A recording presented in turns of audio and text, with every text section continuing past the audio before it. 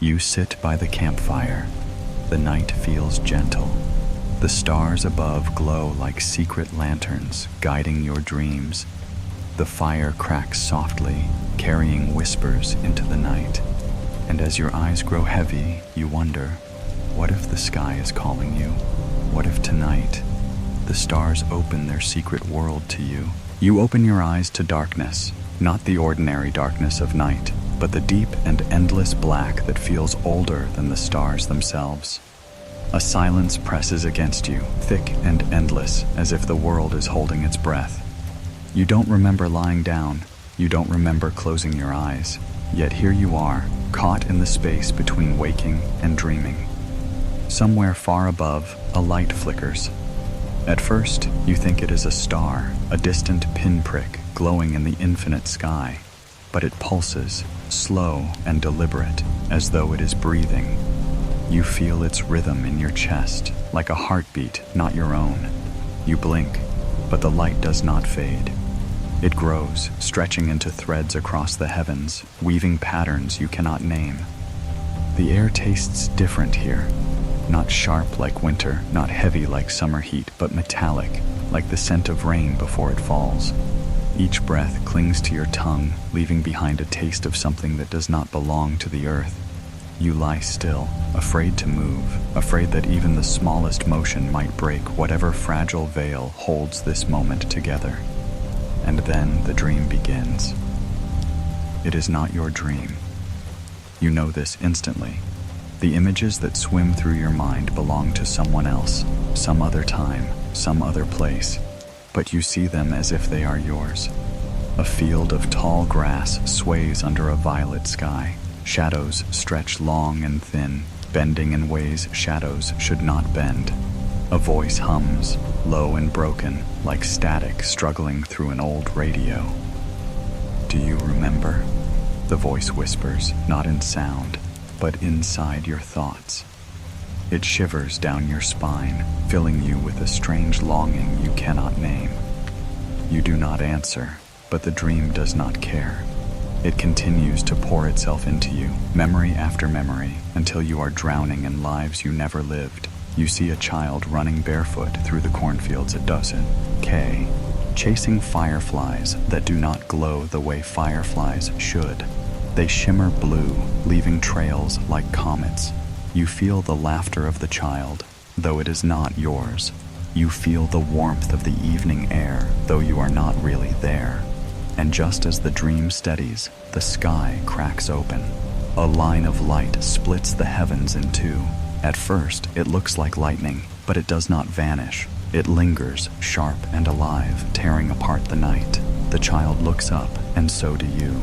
Out of the split emerges something vast, something so immense it blots out the stars. Its edges are smooth, impossibly straight, glowing with a pale fire. It drifts silently, without sound or wind, but the earth itself seems to hold its breath as it passes. Your heart beats faster. You are no longer sure if you are the dreamer or the dream. The images shift. You see a farmhouse in the distance, its windows glowing warm and yellow. A family sits inside, their laughter echoing faintly across the fields. But when you look again, their faces blur. Their bodies move, but their mouths are gone, their eyes hollow. A chill runs down your spine. The static voice returns. You were never meant to see this. You try to look away, to wake up, but your body will not obey. Your hands do not feel like your own. Your breath comes too slow, too heavy. The sky above twists, stars bleeding into shapes that resemble symbols, circles within circles, spirals within spirals. You do not know their meaning, yet somehow they know you. And then the light finds you. It does not fall like a beam or a spotlight. Instead, it washes over you, a wave of brightness that drowns out everything else. For a moment, you feel weightless. The earth slips away beneath you. The fireflies vanish, the farmhouse fades, and you are lifted higher and higher until the field below is nothing but memory. Above you, the ship waits. It is not metal, it is not wood, it is something else, some impossible matter that seems to ripple and breathe. Its surface reflects nothing, yet glows with its own light. You cannot see where it begins or ends. You only know that it is alive, and it has always been here, waiting for you. A new whisper coils through your mind. Not a voice this time, but a chorus. Thousands of thoughts overlapping, spilling into one another like water into water. We remember you. We chose you before you were born. Your chest tightens. The dream feels too real, too sharp. You want to scream, but no sound comes. You are only drifting, only listening as the chorus of voices folds around you like a second skin. You see flashes of places you do not know. A mountain carved with symbols that glow under moonlight. An ocean black as ink, where silver shapes dart just beneath the waves. A desert where the sand moves as though alive, spiraling into patterns too perfect to be natural. Each vision burns into you, and yet none of them belong to your life. Do not fear. We have always been here. The words press against you, heavy with meaning. For a moment you believe them.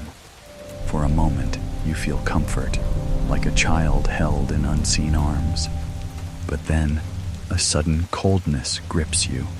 The dream sharpens, and you see your own reflection, staring back at you from a surface of liquid black.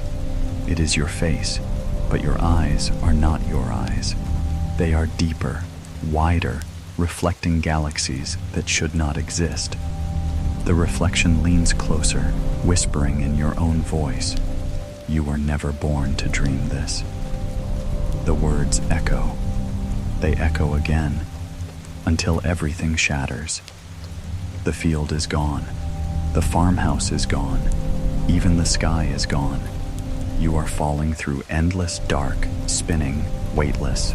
The voices fade, one by one, until only silence remains.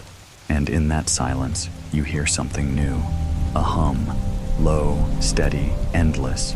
Shaun, it rattles your bones, filling every space inside you. The hum does not stop. It grows louder, louder, until you are sure the world will break apart. And then, silence. You gasp. You are lying by a campfire, its flames dancing quietly, casting shadows on the trees around you. You do not remember sitting here. You do not remember lighting the fire. But the warmth is real. The crackle of wood is real. And yet, when you look at the smoke curling upward into the sky, the patterns return. Spirals, circles within circles. They twist and shift, forming symbols you should not know, but deep inside, you do. You blink, and the shapes dissolve into ordinary smoke. You close your eyes, telling yourself it was only a dream, only a dream. But in the distance, beyond the firelight, you hear it again. The hum, low, steady, endless, and you realize the dream has only just begun.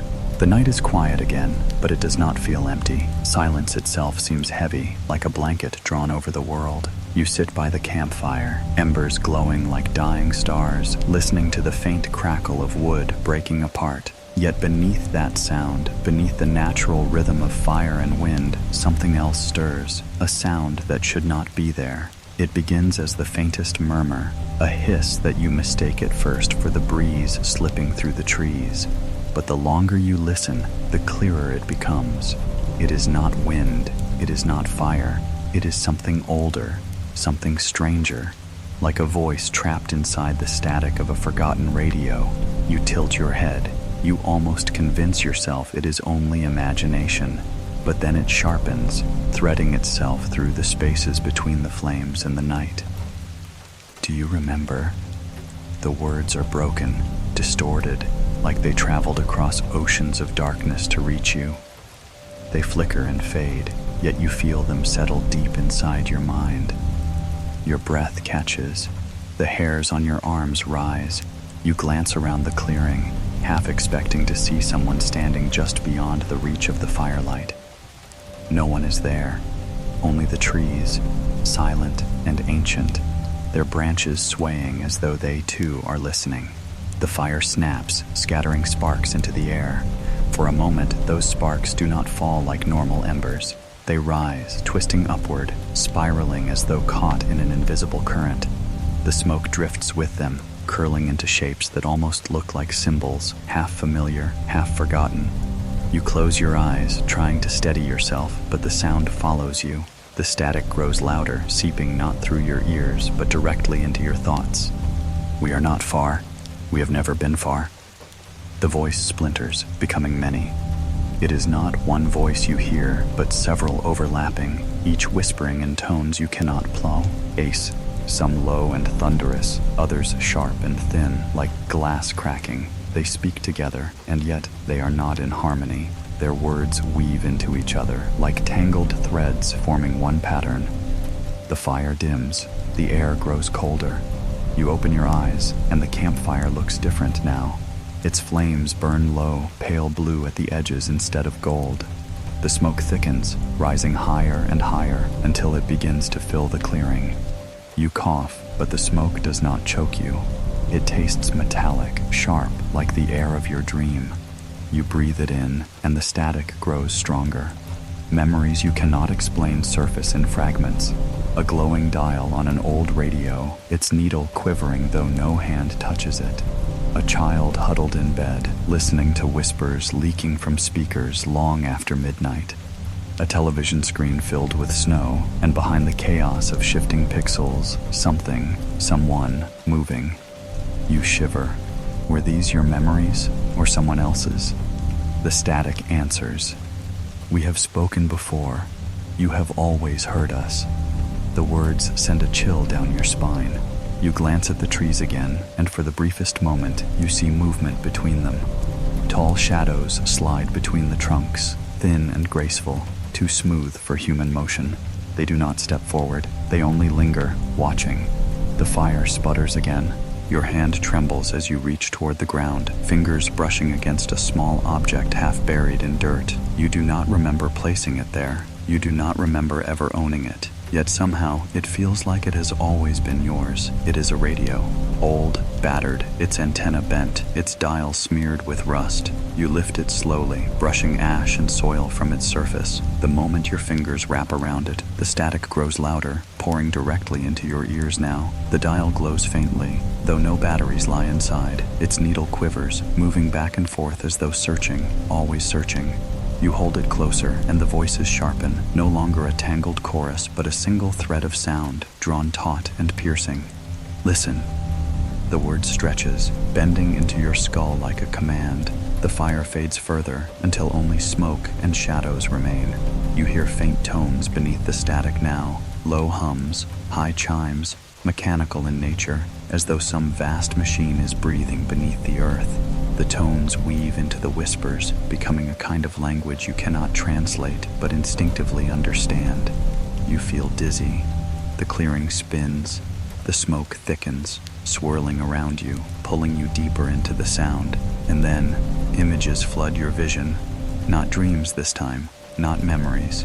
Something else. Something being shown to you. You see a line of radio towers standing tall against a storm, lightning flashing behind them. Their red lights blink in perfect rhythm, like a code waiting to be solved. You see a dark room filled with machines, reels of tape spinning, capturing voices not human. A hand adjusts a dial, and for a brief second you glimpse a face, its features blurred, its eyes reflecting light like mirrors. The images fade as quickly as they came.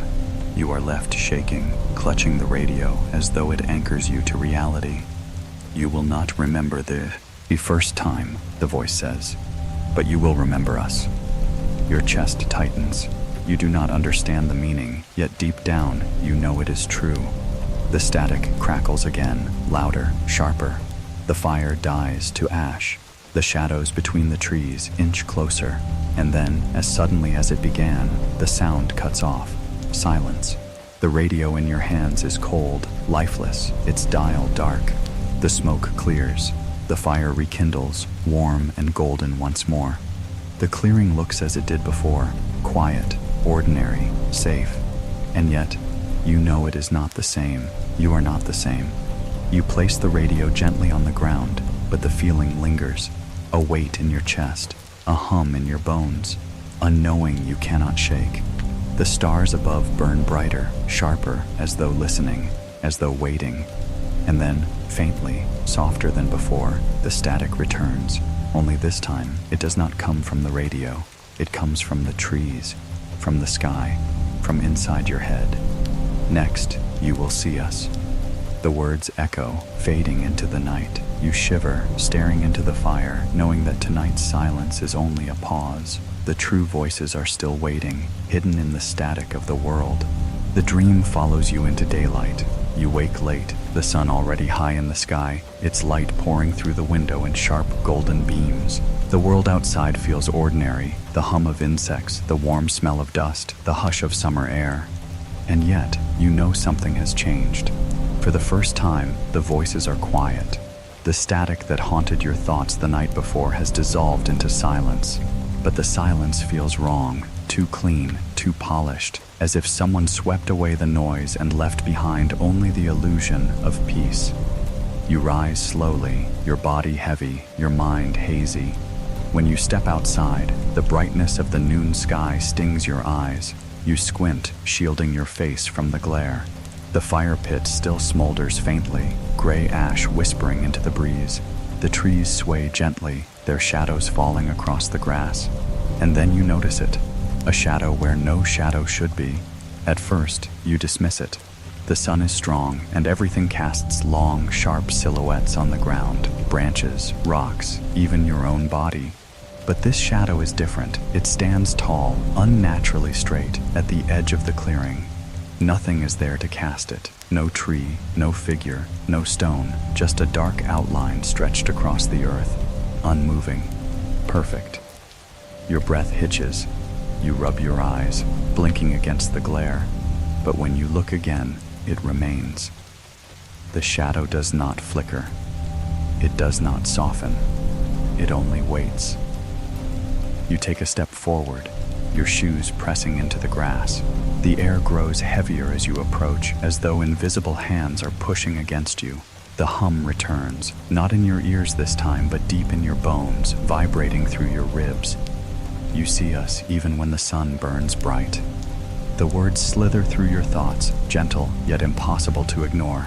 You freeze, staring at the dark shape on the ground. It is taller now, stretching longs, than before. Though the sun above has not moved, your pulse quickens. You whisper to yourself that it is only a trick of the light, only heat bending the air, only your imagination. But you know better. The shadow is aware of you. The world around you continues in its careless rhythm. Birds sing, cicadas buzz, a warm breeze brushes your face, but none of it reaches you. You stand in a pocket of stillness, caught in a silence that belongs only to you and the shape that should not exist. The hum intensifies. The ground beneath your feet trembles, faintly at first, then stronger until dust rises in small, lazy spirals. The shadow shifts, bending, stretching, its form twisting like liquid. Slowly, it begins to resemble a figure, a head, shoulders, arms, but the proportions are wrong. Too long, too thin, too graceful. The static returns in a single whisper. We walk beside you when you cannot see. Your skin prickles. You want to run, but your body is rooted in place. Your shadow trembles at your feet, flickering as though afraid, shrinking back from the presence of the other. The figure tilts, leaning toward you. Its edges ripple like smoke, but the center remains dark, darker than anything sunlight should allow. You feel it pulling at you, not with hands, but with gravity itself. Your heart pounds. You can almost hear it echoing in the air, as though the shadow is listening to your fear. You shut your eyes, praying it will vanish when you open them again. But when you do, it is closer. Now it stretches just a few steps away, its outline crisp against the sunlit ground. You can almost see its face, or where a face should be. A hollow oval, shifting and empty, filled only with darkness.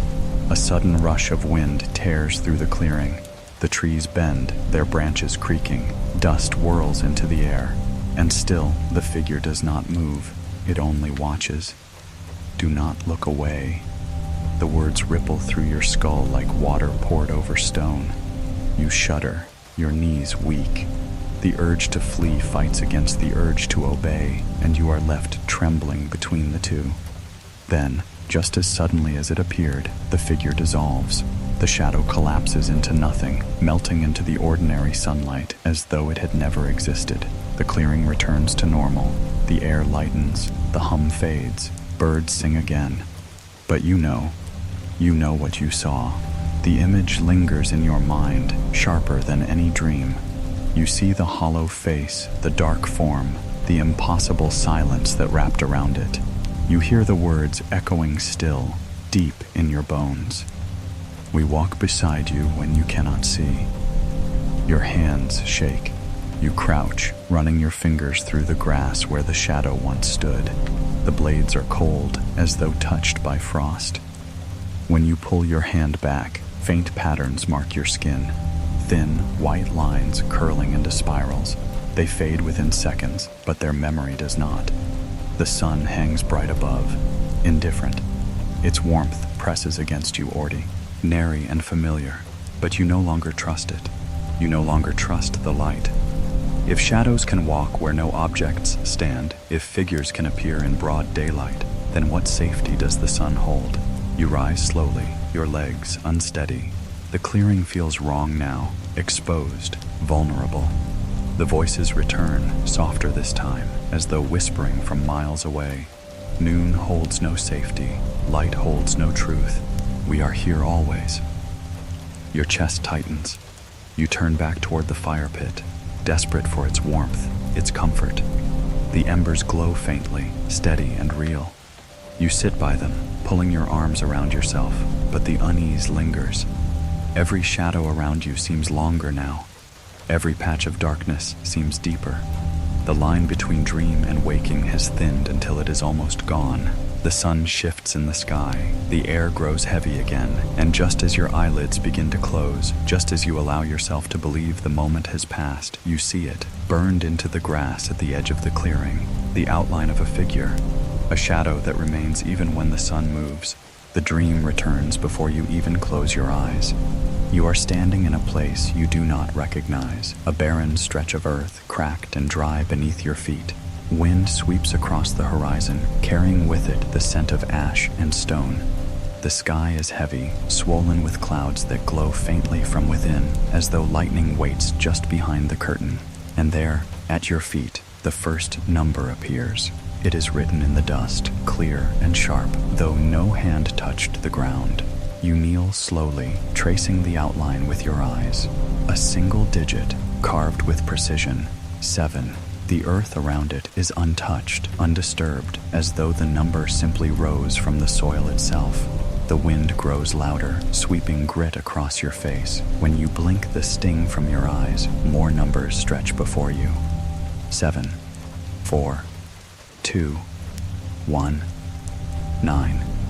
You whisper them aloud, the sound trembling on your lips. The digits echo in your mind, heavier than ordinary numbers, weighted with meaning you cannot yet see. Do you remember us? The whisper cuts through the wind like static, sharp and cold. You do not know if it comes from the clouds, from the ground, or from inside your own chest.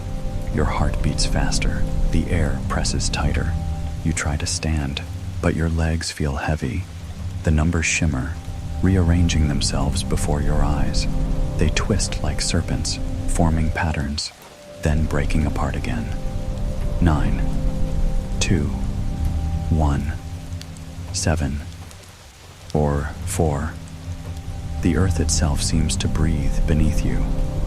Dust shifts, curling into spirals, stretching into long straight lines that intersect with the digits. Shapes form, equations, a map perhaps, something vast, etched in soil that will not hold it for long. You stumble backward, watching as the design stretches across the plain, each gust of wind adding to it, carving lines as if guided by unseen hands. You want to look away, but your eyes refuse to leave. You are caught inside the mesa. G, as though the symbols are not just written in dust, but written in you. We leave the language of the sky for those who wake in time. The words shiver through your thoughts. They are not sound, not speech, but they press against your mind until you cannot ignore them. You mouth them back, as though repeating will help you understand. The numbers begin to glow, faint at first, like embers cooling in the night, but soon brighter, sharper, searing into the ground until the dust itself smokes. The heat rises, carrying with it the metallic taste you remember from your first dream. The sky cracks, not with thunder, not with light, but with silence so absolute it swallows everything else. The wind dies, the clouds freeze, the world holds its breath, and in that silence, the numbers burn brighter. You fall to your knees, your hands pressing into the soil. It is warm, almost too warm, and when you pull your palms away, digits cling to your skin, thin lines of dust forming shapes that fade as quickly as they appear. You shake your hands, but the memory of their weight remains. Count the moments, count the shadows, count the stars. The voice is closer now, as though standing just behind your shoulder. You whirl around, but no one is there. Only emptiness, stretching across the barren plain. And yet, you know you are not alone. At the edge of your vision, movement flickers. Figures, tall, slender, indistinct, shift in and out of focus, as though the dust itself shapes them. They do not walk, they do not breathe. They only lean, waiting, watching. Their shadows stretch unnaturally long across the earth, pointing always toward you. You try to stand, but your body feels pinned, anchored by the weight of their gaze. The numbers swirl faster now, spiraling around you in arcs of light and dust. They crawl across your arms, your chest, your face. They weave themselves into your breath, your pulse, your bones. You hear them, not as words, but as tones. Each digit hums with its own sound, low, high, resonant, sharp, until they blend into a song that is not of this earth. The melody shakes you, rattling your teeth, trembling through your ribs. It is beautiful and terrible all at once, a harmony that feels like it could either heal the world or tear it apart. The figures lean closer, the dust swirls tighter. Remember the sequence, the voices say. It will return when the fire dies. Your vision blurs, the glowing shapes collapse, fading into ordinary dust once more. The wind returns, howling across the plain, scattering the last of the patterns until the ground looks untouched. The figures dissolve with it, slipping back into the horizon as though they were never there. You gasp, your throat dry, your chest heaving. When you blink, you are no longer in the barren land. You are back at the campfire. The flames crackle softly, golden and warm, as though nothing has changed. The trees sway gently in the breeze. The world looks ordinary again, but the dust on the ground tells another story. You lean forward, staring at the earth beside the fire pit. There, drawn faintly in the ash, are numbers, the same numbers. 7, 4, 2, 1, 9. Your hands tremble. You reach down, touching the soil, but the digits remain. No wa-bong in scatters them. No fire erases them. They are etched deeper than ordinary markings, written not just on the ground, but into the night itself. The static returns, faint and soft, curling through your mind like smoke. Next time, you will follow them. You glance up at the sky. The stars glitter, endless and sharp, and for the first time, you realize they too might be numbers. Each point of light, each cluster, each constellation, a sequence waiting to be solved. The fire pops, scattering sparks. For a moment, the sparks hang in the air longer than they should, twisting into the shape of digits before fading. 7, 4, 2.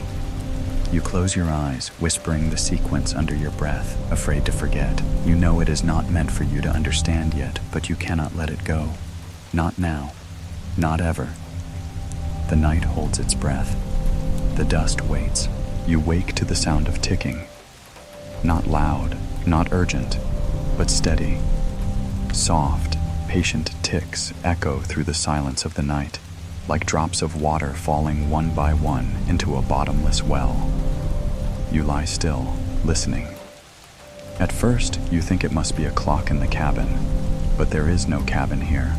Only the campfire, the whispering trees, and the wide stretch of night above you. Still, the ticking continues. Tick, tick, tick. You sit upright, your breath slow and shallow. The fire has burned low, only embers glowing in the ash.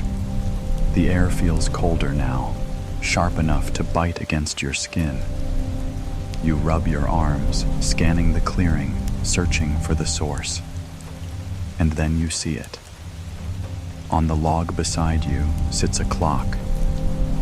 An old wooden thing, its face yellowed with age, its hands black and thin as needles. You do not remember placing it there.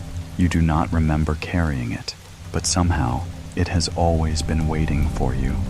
The firelight flickers across its glass face, making the numbers shimmer as though alive. You lean closer, your heartbeat matching the rhythm of the ticks. Tick, tick, tick. The second hand moves, around and around it goes, steady, unbroken. But the hour hand does not move. It is stuck, trembling faintly, as if straining against some invisible weight. You squint, watching it, expecting it to shift, even slightly. But it never does. It quivers endlessly, caught between numbers that no longer matter. You whisper to yourself, "It forgot the hour." The words feel heavy as they leave your lips. Wrong, yet true. The fire pops, sending sparks into the air. And in that burst of light, the ticking grows louder. Not from the clock alone, but from everywhere. From the ground beneath you, from the trees above you, from the very sky itself. Tick, tick, tick. The sound swells, surrounding you, filling the clearing with an impossible rhythm. You press your hands to your ears, but it does not stop. It is inside you now, pulsing in your veins, sinking with your breath. And then the whispers return. Do you know how long you've been here? The voice slides into your mind like a blade of ice. You shake your head, though you do not know who you are answering. Time feels slippery now. You cannot recall when the fire was lit. You cannot recall when the night began. Hours stretch and collapse all at once. You glance back at the clock. The second hand has stopped, frozen in place. Your chest tightens. The silence that follows is worse than the ticking. You lean closer, pressing your hand against the glass, as if your touch might urge it forward. The moment your skin meets the cold surface, the world shifts. The sky tears open, not with lightning, not with light, but with absence. The stars vanish, swallowed by a void so deep it makes your stomach churn. You stumble back, but the ground beneath you is gone. You are floating, weightless, the fire and the trees dissolving into nothing. Only the clock remains. It hangs before you in the dark, glowing faintly, its hands trembling.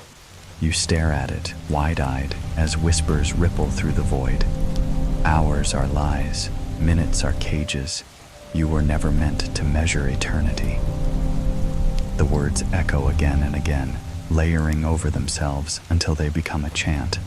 The clock's face shatters, glass falling into the darkness like shards of frozen rain.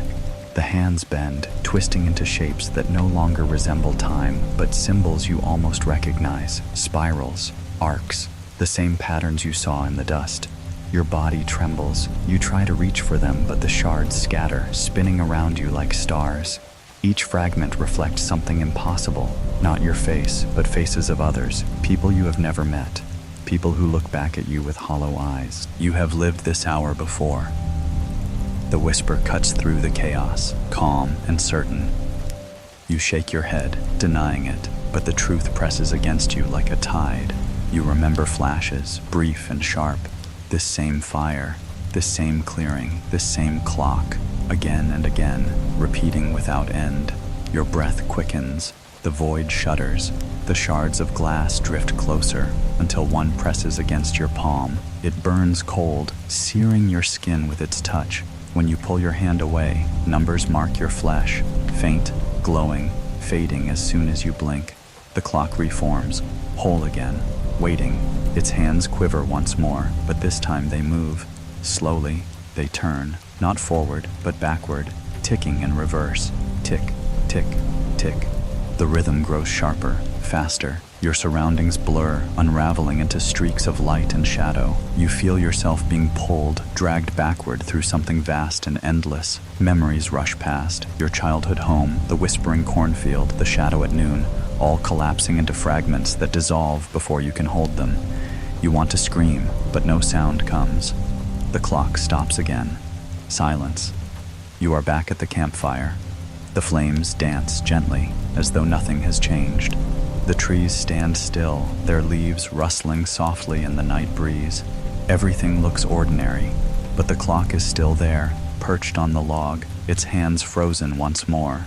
Only now, the hour hand points to a number that does not exist.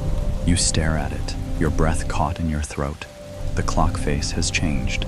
The familiar 12 numbers are gone, replaced by symbols, spirals, circles, lines, the language of dust. Your fingers tremble as you reach toward it. The moment your skin brushes the wood, the whispers return, softer than before, almost like a lullaby. Do not count the hours. They do not belong to you. The fire cracks. A gust of wind tires the embers, sending sparks into the sky. And in those sparks, you see them again, the numbers, glowing faintly, dancing upward before fading into the stars. You lean back, eyes wide, heart pounding, knowing the truth. Time has slipped. The hour has been erased. You are no longer sure if this night belongs to you or if you belong to it. The campfire hums, the trees sway, and somewhere in the distance, a bell tolls, a sound too heavy, too hollow, as if marking the arrival of an hour that never existed.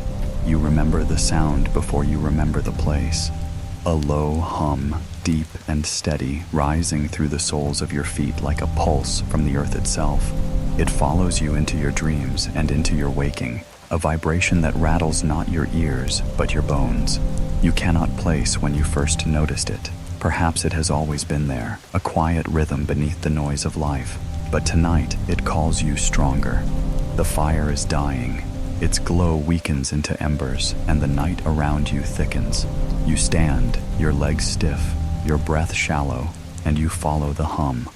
Through the trees, over rocks slick with dew, until the clearing fades and the ground begins to rise. Ahead of you, the hills wait. They are not tall, not sharp like mountains. They roll gently against the horizon, their slopes soft beneath the silver light of the moon. Ordinary at first glance, just earth and grass, shadows stretching long beneath the stars. But as you draw closer, you see the truth. The hills breathe. Their surfaces swell ever so slightly, as though the land itself inhales and exhales in time with the hum. You blink, rubbing your eyes, but the movement continues, subtle yet undeniable. The closer you come, the stronger the vibration grows. The air thickens, carrying with it the metallic taste you have come to know. You pause at the base of the first hill, your chest tight. The hum surrounds you now, deeper than any sound you have ever heard. It feels alive. We are beneath. The whisper slices through your thoughts, smooth and clear, like water slipping under a door. You freeze, scanning the hill's surface. Nothing moves, nothing stirs. Yet the voice persists. We wait where light cannot reach. Your pulse quickens. You press your hand to the earth. It is warm, too warm, and beneath the heat, you feel it. Motion, a slow, deliberate shifting, as though something immense stirs below. You step back.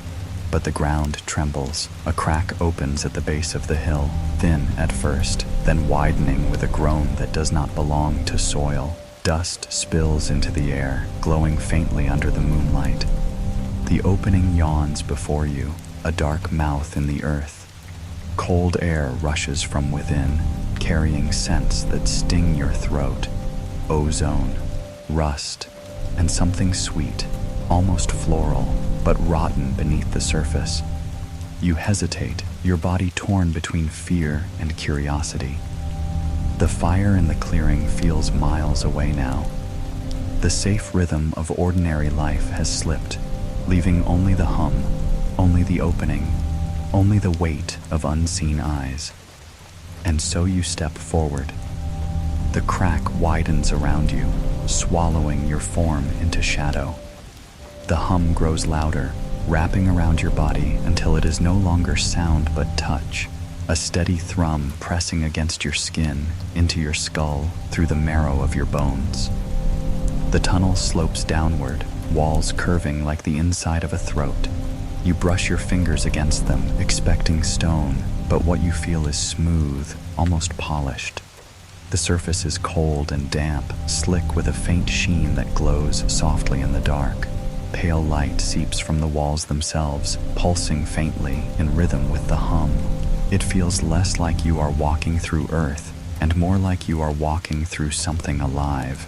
Deeper you go, deeper until the night above is gone, replaced by endless passage. The air thickens, heavy with the smell of minerals and metal, until each breath tastes like you are swallowing the core of the earth itself. Then the tunnel opens. You step into a vast chamber carved into the heart of the hill. The ceiling arches high above, lost in shadow, while the floor stretches wide, smoother than any cave should be. At the center stands something impossible. Columns of crystal rising from the ground, taller than trees, glowing faintly from within. Their light bends the air, shimmering like heat above desert sand. And around them, more numbers. Carved into the floor, etched into the walls, spiraling around the crystals in endless repetition. The same digits you saw in the dust, the same patterns you whispered by the fire. You kneel, tracing one with your fingers. The grooves burn cold, sending a shock through your hand, up your arm, into your chest. Your heart skips. The hum grows louder, the crystals pulse brighter. We left our memory here.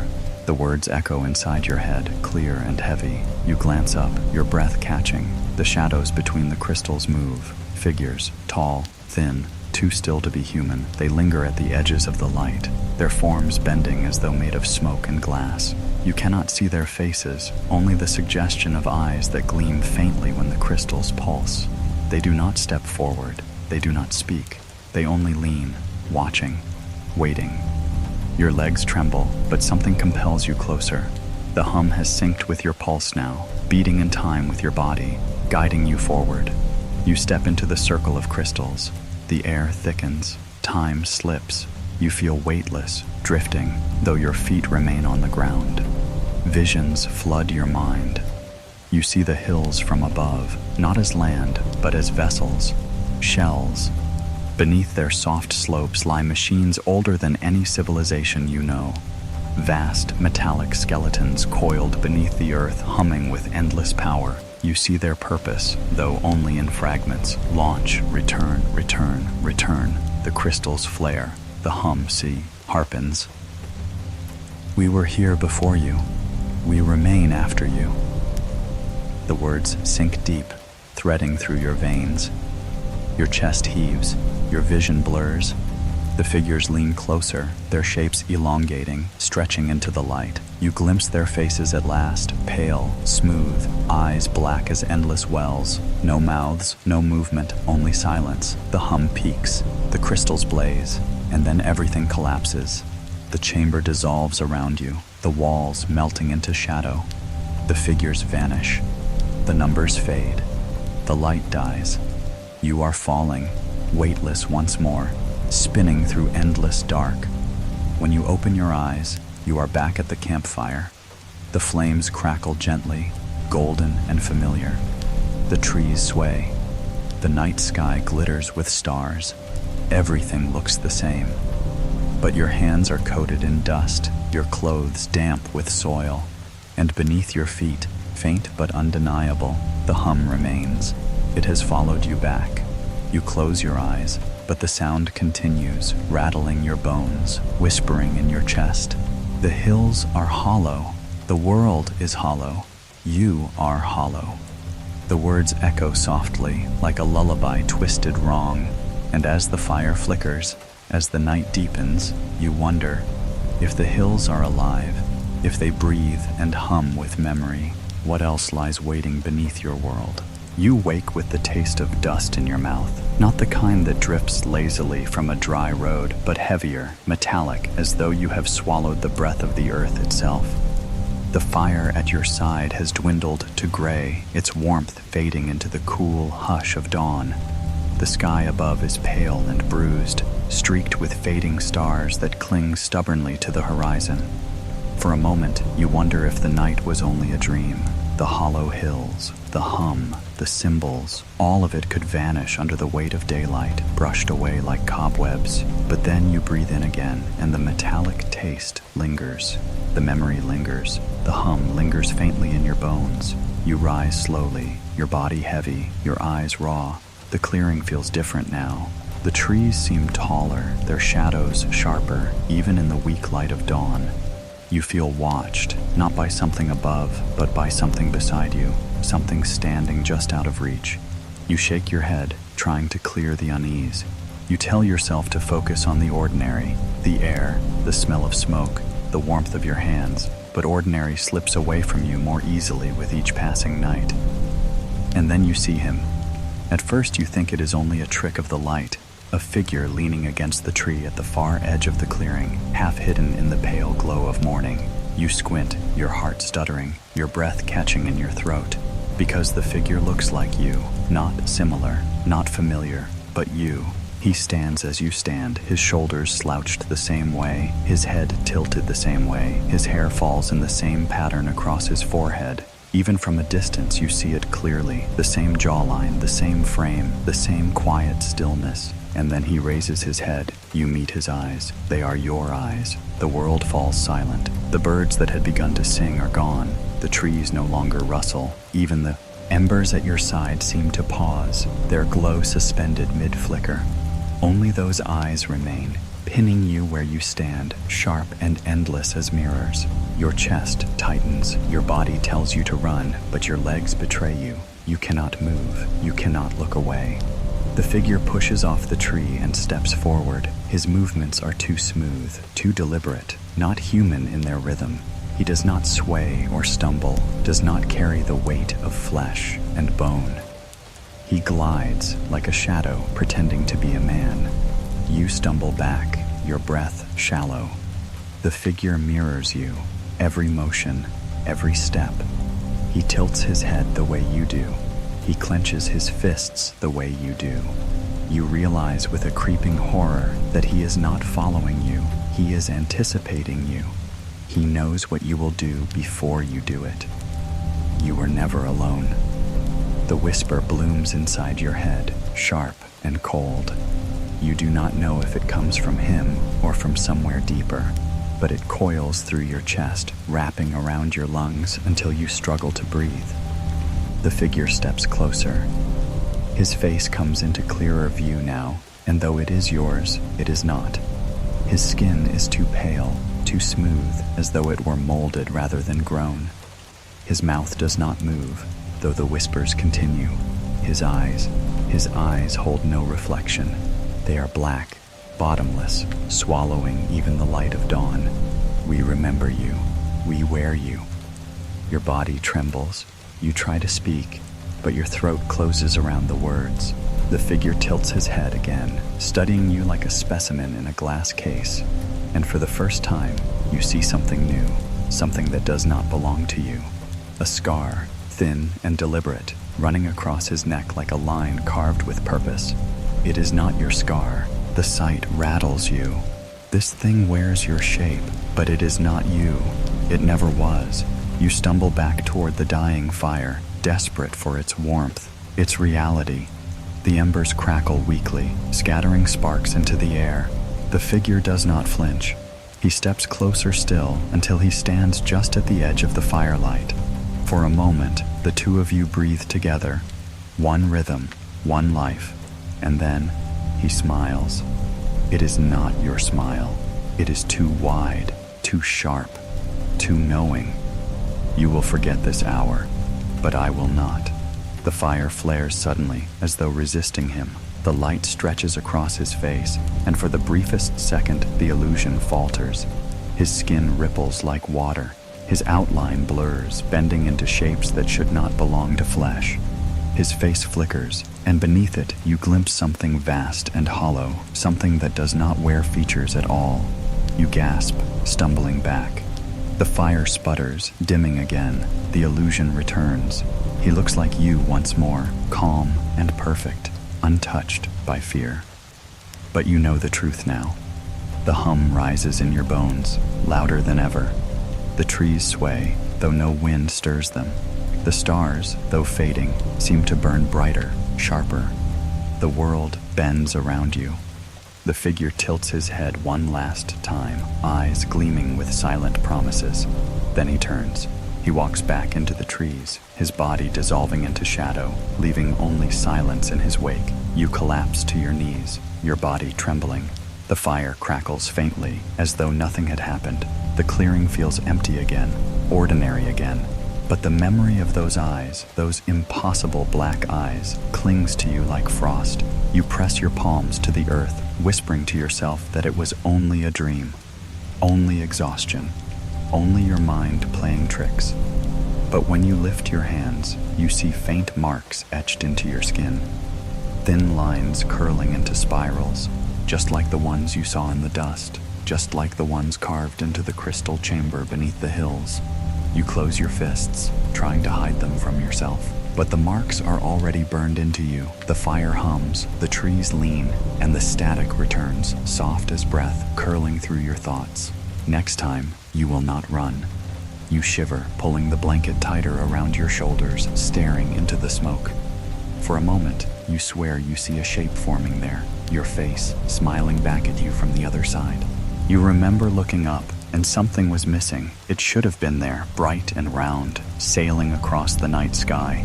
For as long as you can remember, the moon has been your quiet companion, guiding travelers, stirring tides, watching over campfires like a silent witness.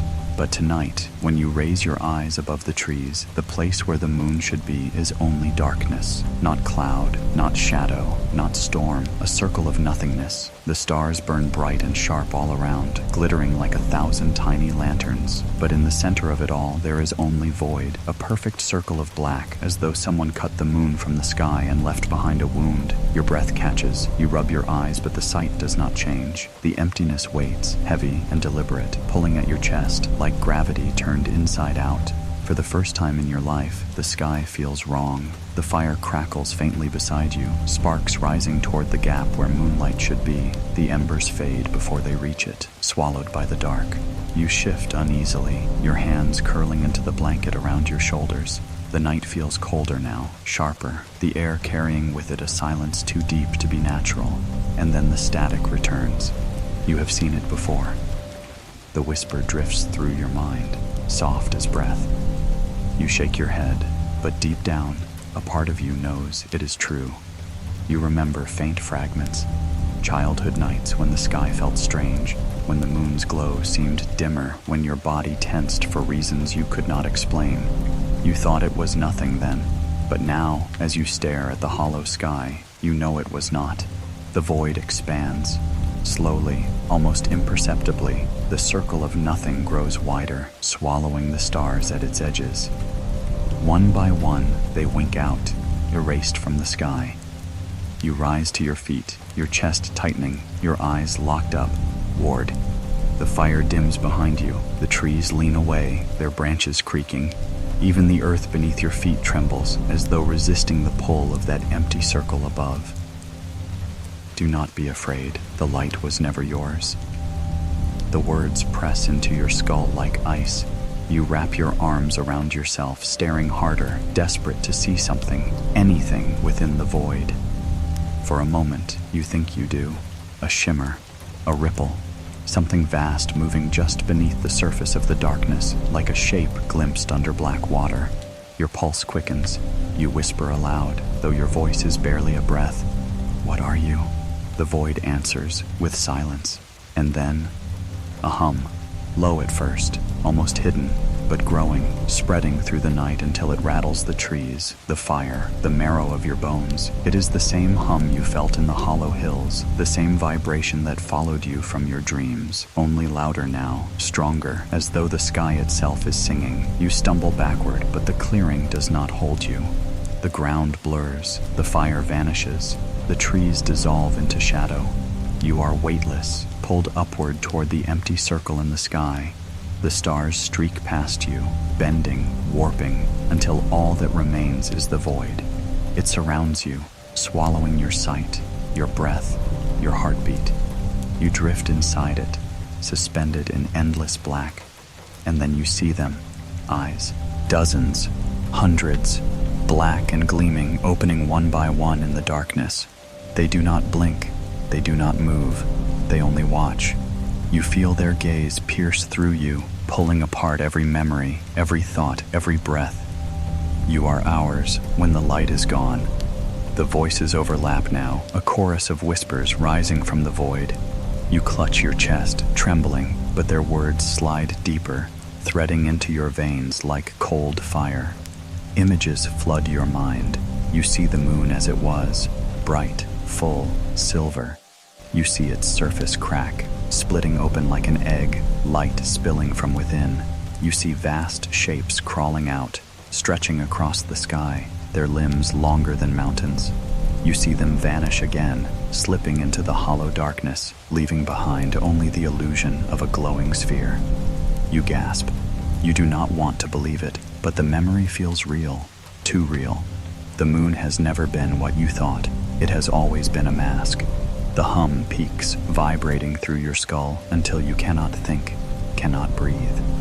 You fall to your knees, though there is no ground here, only void, and the eyes close, one by one, until only silence remains. When you open your eyes again, you are back at the campfire. The flames glow steady, warm and gold. The trees stand tall, their branches whispering softly in the breeze. The stars glitter above, and there it is, the moon, full, bright, shining as though it never left. You stare at it, your heart racing. It looks perfect, ordinary, comforting. But you know better now.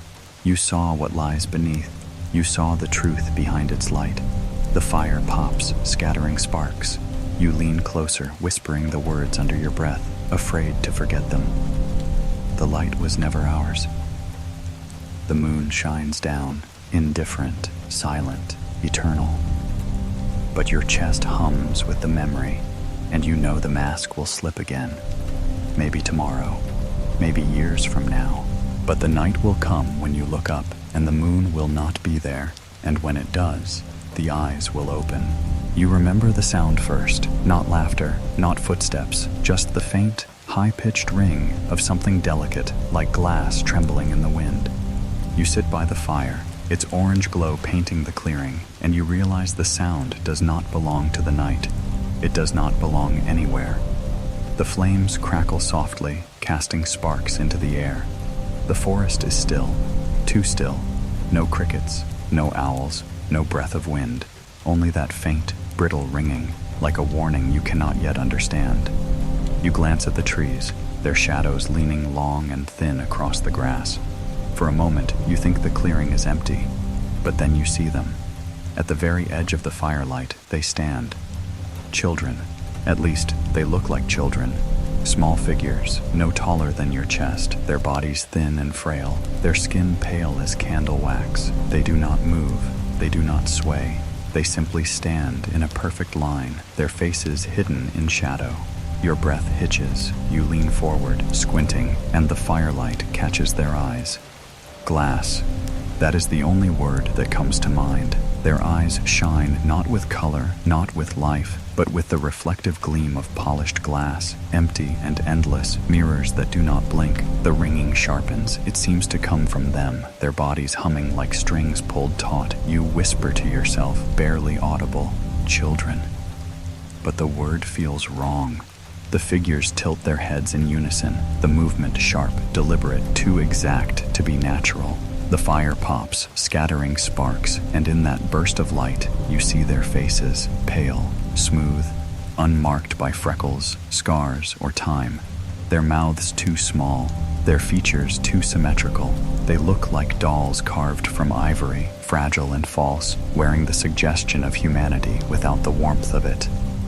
We have always watched the fire. The whisper slides through your mind like silk dipped in ice. It does not come from one of them. It comes from all of them. Together, their thoughts braided into a single voice. Your chest tightens. You clutch your arms around yourself, but you cannot look away. The children take one step forward. Their feet do not disturb the grass. They do not rustle leaves. They move without sound, without weight, as though they are only projections of something deeper, something hidden. You want to speak, to ask them what they are, but your voice will not form. Your throat closes, your breath shallow and fast. The children tilt their heads again, glassy eyes catching the firelight, and then they smile. It is not the smile of children. It is too measured, too still, too knowing. Their mouths stretch only slightly, enough to mimic expression, but not enough to reach their eyes. We were chosen before you. We were carried where you will be carried. The words echo in your skull, soft and steady, a lullaby with sharp edges. You shake your head, but the weight of their gaze pins you in place. The fire burns lower, its light shrinking, its warmth fading. The children step closer again, now only a few feet from the edge of the clearing. Their faces are clearer now, each identical, each flawless, as though copied from the same mold. You realize with a slow, creeping dread that they are not many. They are one. One presence, split into pieces. The ringing grows louder, sharper, until it pierces your skull. You press your hands to your ears, but it does not help. The sound comes from inside you now, rattling your teeth, vibrating through your bones. The children open their mouths. No sound comes, only the ringing, sharper now, unbearable. Their jaws stretch too wide, their throats dark, hollow. You want to scream, but your voice is drowned in the noise. The fire sputters, shrinking to ash. The clearing dissolves into shadow. Only their pale faces remain, floating in the dark. And then, silence. The ringing stops. The children close their mouths, their glassy eyes reflecting nothing. They tilt their heads one final time, and in unison they speak. Next time, you will follow. The fire flares suddenly, golden and warm, as though nothing had happened. The clearing looks ordinary again. The trees sway. The night hums with crickets. But when you glance at the edge of the firelight, the grass is pressed flat in the shape of small footprints. You lean forward, your heart trembling, your breath sharp. The footprints stretch into the trees, dozens of them fading into the dark. You whisper their words under your breath, unable to stop yourself. Next time, I will follow. The fire crackles softly, carrying sparks upward toward the stars, and for the briefest moment, you swear you see them again. Faces pale, eyes glassy, smiling in silence, waiting for you in the dark beyond the trees. You remember waking not from sleep, but from a dream that still clung to you like damp cloth. The fire was low, its glow a soft pulse against the darkness. The night felt ordinary for once, crickets whispering, leaves stirring with gentle wind, but your body was restless, humming with an unease you could not name. Something under your skin itched, deep and quiet, like a memory trying to surface. You rubbed your arm absently, hoping to calm the sensation. That is when you saw it. Lines. Faint and pale at first, like scratches you did not remember making. They curved along your forearm, looping and branching in impossible patterns. You leaned closer to the dying firelight, heart tightening, breath slowing. The lines were too precise to be wounds, too deliberate to be chance. They twisted together like roads on a map, intersecting, spiraling, forming shapes that pulsed faintly when the fire flickered. Your hand trembled. You dragged your sleeve higher. More lines stretched across your arm, thin and glowing, etching themselves into your skin as though carved from light. They spread upward, curling around your shoulder, your chest, your ribs. You gasped, pulling at your shirt, and the truth spilled into the night. Your body was covered, from collarbone to wrist, from hip to throat. Your skin was marked with faint glowing lines, a map written not on parchment, but into flesh. The curves aligned, the spirals connected, each line part of something vast and deliberate. The fire hissed. Sparks rose, and for a moment the lines brightened in unison, glowing with the rhythm of the flame. We have always known the way. The whisper unfurled inside your skull, cold and steady. You shivered, clutching your arms around yourself, but the marks only pulsed brighter, as though answering the voice.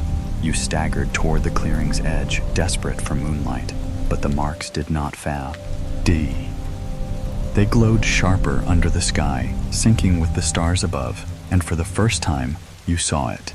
The lines on your skin were not random. They were constellations. Your body mirrored the heavens. Each curve matched a cluster of stars. Each spiral traced a pattern across the night. You turned slowly, your breath sharp, and the stars shifted with you, as though aligning, as though waiting. The hum returned, low, endless, rising from the ground, from the air, from your bones. You pressed your palm against your chest, feeling the vibration radiate outward. The lines pulsed again, and when you closed your eyes, visions bloomed. A mountain split with light, its slopes etched with glowing symbols.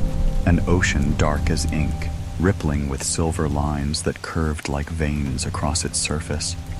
A desert spiraling into itself, dunes forming perfect circles that stretched for miles. And at the center of it all, an eye, vast, black, watching, always watching. You staggered, gasping, the visions collapsing into darkness. The marks on your skin throbbed faintly, as though remembering what you had seen. You whispered into the night, voice shaking. "What are you?" The answer came, calm and certain. "You are the vessel, you are the map." The fire dimmed behind you. The trees swayed without wind. The stars leaned closer, sharp and endless, their light pressing heavy against your chest. You looked again at your arms, your ribs, your skin. The lines no longer felt like marks. They felt alive. They shifted faintly, almost imperceptibly, like rivers flowing slowly across the surface of your flesh. The map was moving. You stumbled back to the fire, desperate for its warmth, its grounding. The flames flickered weakly, as though struggling to hold against the weight of what you carried. You sat, pulling your knees close, your eyes locked on the marks. The whispers returned, not one, but many, layered over each other in endless threads. The path is inside you. You will walk where we walked. You will remember when the stars align. Your pulse raced. The lines on your chest pulsed with it, glowing in time with your heart. You felt as though your body no longer belonged to you, but to them, to whatever had carved these patterns into your flesh long before you were aware. The fire spat, scattering sparks. For a moment, the smoke curled upward in spirals, forming shapes that matched the ones on your arms. The world itself mirrored you, or perhaps you mirrored it. You closed your eyes, whispering the words aloud, trying to steady yourself. "I am the map." The night listened. Silence pressed in. The fire dimmed further, shadows creeping across the clearing. And then, faintly, you heard it. Footsteps, soft, light, moving in a circle around the fire. Your eyes snapped open. The clearing looked empty. The trees stood still, yet the footsteps continued, circling, patient, deliberate. Your skin burned, the marks pulsing brighter, sharper, until you realized the footsteps were not around you. They were inside you. You pressed your hands to the earth, trembling. The marks spread across your palms now, etching into the soil itself. Faint, glowing lines appeared in the dirt, spiraling outward from your touch, connecting with the fire, the trees, the stars above. You were no longer just the map. You were the key. The hum rose, the fire sputtered, the stars burned sharper, and for the briefest moment you saw it again, the eye, vast and black, staring down at you through the heavens. "When the circle closes, you will open." The voice was final, certain, and it left you shaking. The fire crackled softly, collapsing into embers. The marks on your skin dimmed, fading into faint scars as though nothing had happened. But the memory burned, etched deeper than flesh. You pulled the blanket tight around you, your body trembling. You wanted to believe it was over, that the marks had vanished, that the night had returned to ordinary silence. But when you glanced at the sky, the stars seemed closer, sharper, aligning with your scars, and you knew.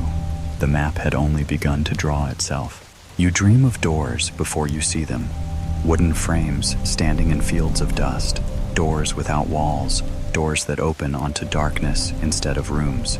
You walk through them in your sleep, one after another, each one colder than the last. Behind the final door, you glimpse a house. A house you have never lived in, but one that seems to know you. You wake with the dream still clinging to you, your body heavy, your mouth dry. The fire beside you has long gone to ash, only a thin curl of smoke drifting upward. Dawn has not yet broken. The sky is dim, a shade between blue and black, the world holding its breath before morning. And there, at the edge of the clearing, the house waits. It should not be there. The night before, there had been only trees, only shadows. Yet now, standing silent at the forest's edge, is a farmhouse. Its walls lean with age, its roof sagging, its windows cracked with dust. But the chimney smokes faintly, as if a fire burns warmly inside. Your chest tightens, you rise slowly, your legs trembling. The clearing feels too still, too quiet. Even the wind seems to hold back, as if waiting for you to move. The house does not vanish when you blink. It does not blur or shift like the visions you have seen. It stands firm, solid, undeniable. And so you step forward.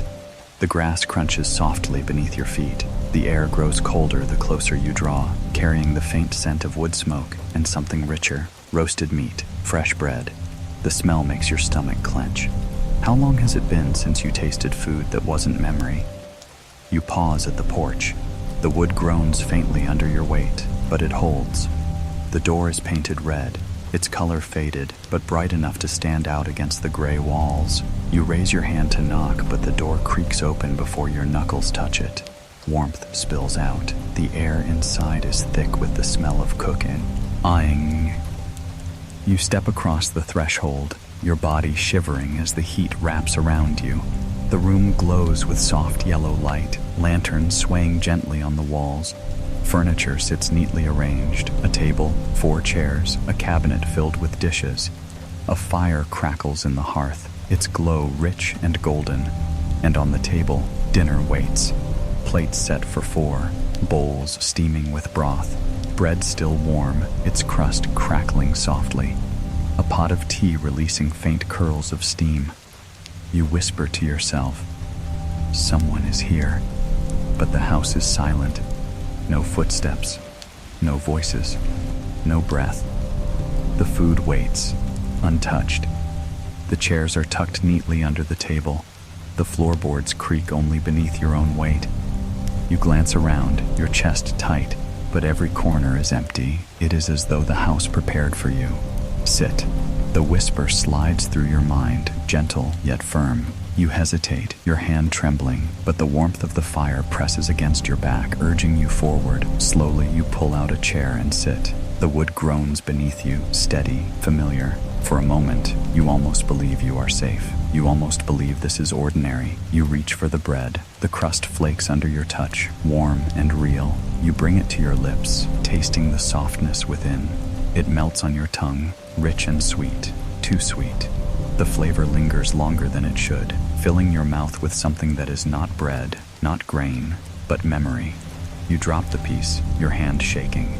The bread falls to the floor without a sound. You glance at the other plates. Steam rises from them still.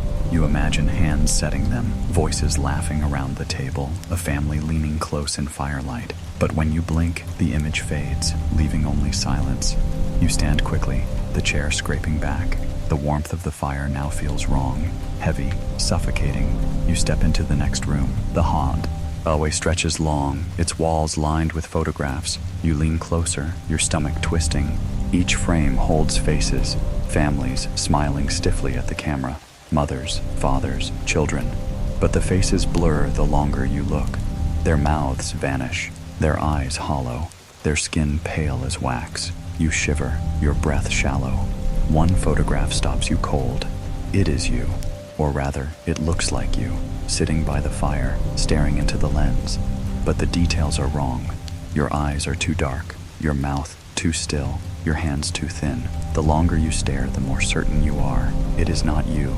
It never was. The hallway stretches further, the shadows deepening.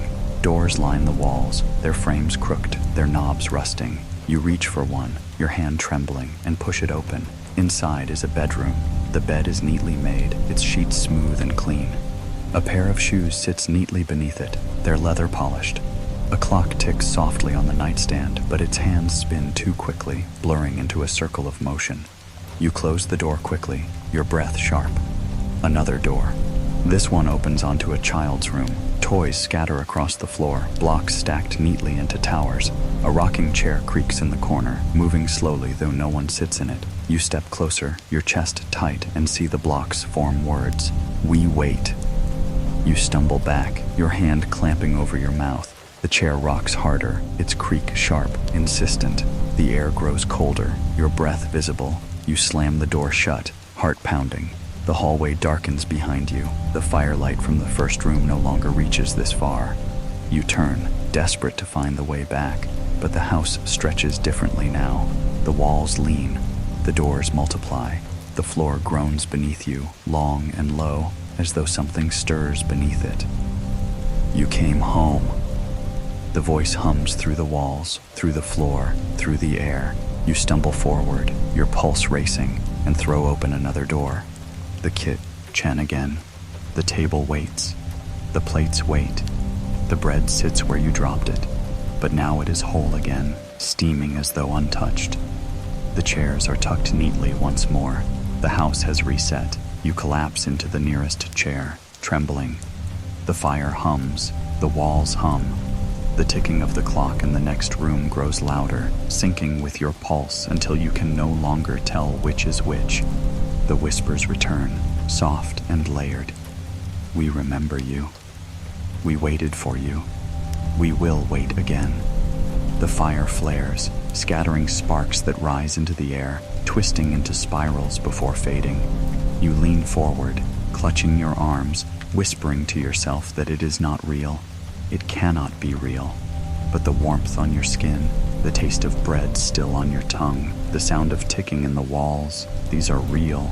The house breathes around you. It exhales smoke. It inhales silence. It waits, patient and endless, as though it has all the time in the world. You close your eyes, praying to wake outside, by the fire, beneath the stars. You whisper the words like a mantra. It is only a dream. Only a dream, only a dream. But when you open your eyes, you are still at the table. The plates steam, the fire burns, the photographs watch, and in the reflection of the window you see them, figures seated around the table, pale, still, smiling, waiting. You dream of a lullaby before you hear it. It drifts faintly at first, the kind of tune a mother hums to a child, soft and simple, carrying more comfort than melody. But it doesn't belong to your memory. No one ever sang it to you. Still, you wake with the sound clinging to your thoughts, as though it followed you out of sleep. The fire beside you has died to a bed of ash. The stars above shine sharp, scattered like glass across black velvet. The forest is still, hushed, as though it too is listening. And there, just beyond the circle of the clearing, the music begins, a soft tinkling, delicate as falling rain. Notes rise and fall in perfect rhythm, slow and patient. It is the unmistakable sound of a music box. Your chest tightens. You know you are alone. You know there should be nothing here but trees and silence. Yet the melody drifts closer, sweet and hollow, each note clear in the night air. You rise slowly, your body stiff, your breath shallow. The sound pulls at you, gentle but insistent, like a hand tugging your sleeve. You step beyond the firelight, into the shadowed trees. The forest floor crunches under your feet. The air grows colder, carrying the scent of damp wood and something faintly metallic. The melody does not falter. It winds through the branches, steady and unbroken, as though it has been playing forever and will never stop. And then you see it. Resting on a fallen log, half buried in moss, is a small wooden box. Its surface is cracked with age, its paint faded to pale blue. A silver crank protrudes from its side, unmoving. Yet the melody flows from it, clear and perfect, as if an unseen hand turns it still. You step closer, your breath held tight. The box hums faintly, its lid trembling with each note as though alive. We sing what you forget. The whisper slips into your thoughts, soft as the music itself. You shiver, your hands curling at your sides. The fire feels distant now. The world feels distant now. Only the box remains. You crouch, reaching out slowly. Your fingers brush the wood. It is warm, too warm. The melody sharpens at your touch, the notes ringing brighter, faster. The lid clicks open on its own. Inside, the gears turn. Small brass teeth pluck at a steel comb, spinning endlessly without touch. But what chills you is not the movement, it is the reflection. The polished brass disc mirrors your face, but not as you know it. The eyes staring back are not your eyes. They are black, bottomless, glimmering faintly as though filled with stars. You stumble back, but the melody follows. Louder now, faster now, pulling at your bones. Visions bloom. You see children sleeping in rows, their bodies pale, their chests rising and falling in perfect rhythm. A lullaby plays over them, the same tune, soft and steady. Shadows lean over them, figures too tall, too thin, their faces smooth as glass. One by one, the children open their eyes. They are not eyes at all, they are mirrors. You gasp, clutching your chest. The vision fades, but the song does not. The box continues, tireless, endless. Each note feels heavier now, pressing into your skull, etching itself into memory. You will not forget us again. The voice is layered now, one tone upon another, like a choir woven from whispers. You cover your ears, but the sound seeps through, bypassing flesh and bone, playing directly inside your thoughts. You stagger deeper into the trees, desperate to escape, but the melody follows. It drifts from every direction now, no longer tethered to the box. The branches hum with it, the leaves shimmer with it. Even the stars above seem to pulse in time. The ground trembles faintly beneath your feet. The air thickens, carrying the metallic taste you know too well. And then the forest opens. You stumble into a clearing, wider than the last. At its center stands a circle of stone, carved with spirals and numbers, glowing faintly in the starlight. And there, in the very heart of the circle, sits another box, identical to the first. Its crank turns slowly, though no hand touches it. The melody rises, echoing sharper, fuller, until it is no longer a lullaby, but something vast, something endless. You step forward, your body trembling, your skin glowing faintly with the lines you once saw etched across it. The map beneath your skin pulses in time with the music. The box clicks open. This time, nothing reflects, nothing spins. The inside is empty, but the melody continues. You carry the song. The words settle heavy in your chest. You glance at your arms, your hands, your chest, and you see it. Lines glowing beneath your skin like strings of light, each one vibrating, humming faintly, playing the same notes you hear in the air. You are the music box. The realization shakes you. You fall to your knees, clutching at your arms, but the melody only grows louder. It fills you, consumes you, until you cannot tell where the sound ends and you begin. Visions return. A vast room, walls lined with thousands of boxes. Each one hums faintly, each one turning without touch. And from them spill voices. No, music, not melody, but memory. Laughter, cries, pleas. Words in languages you do not know. Each box carries a life, a fragment, a story. You walk among them, but when you glance closer, each box bears your reflection. You collapse, gasping. The vision dissolves. The clearing remains. The box remains. The melody slows, softer now, quieter now, almost kind. The lid closes. You sit trembling in silence, your breath shallow, your hands shaking. The stars glitter above, sharp and cold. The forest hums faintly, as though still carrying echoes of the song. You whisper the words under your breath, unable to stop yourself. You carry the song. The fire in the distance flickers faintly, calling you back. But the music lingers, soft as breath curling in the corners of your mind.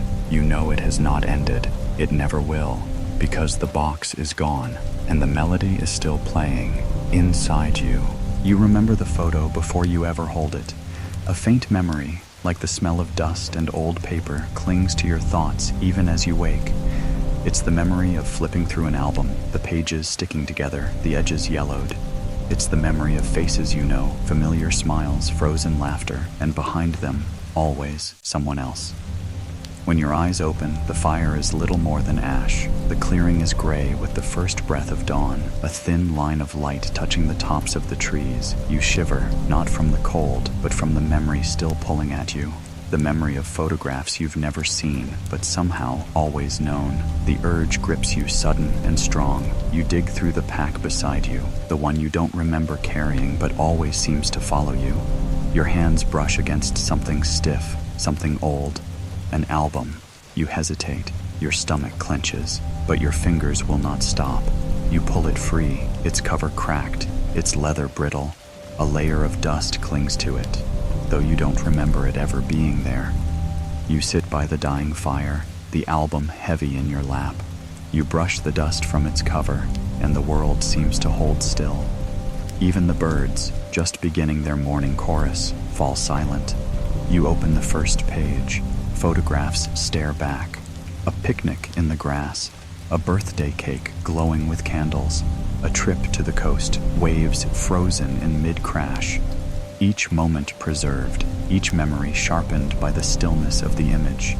You see your parents, you see cousins, you see yourself, young, smiling, arms wide with laughter, and behind you, at the very edge of the frame, someone else, tall, thin, standing perfectly still. You blink hard, the figure is faint, blurred, almost swallowed by shadow. You tell yourself it's nothing, a trick of the lens, a stranger passing by, but unease curls in your chest. You turn the page. Another photo, another gathering, another figure, this time clearer. Standing just behind your family, as though included, as though belonging. You flip again and again.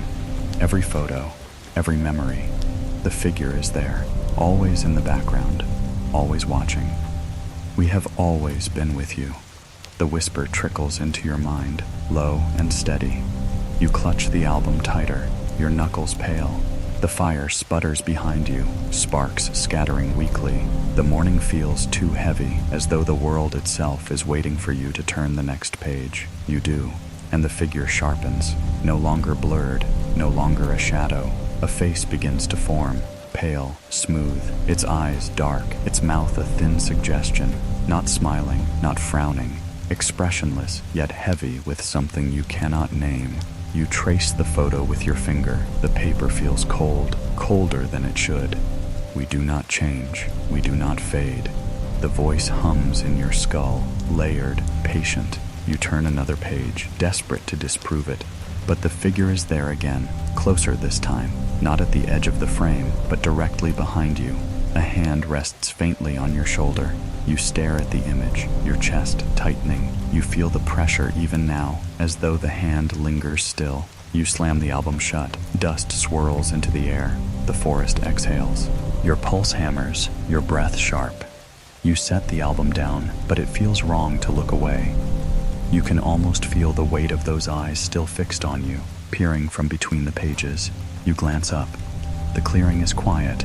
The trees stand tall, their shadows stretching long. For a moment, you believe you are alone. But then, movement. At the very edge of the trees, a figure stands.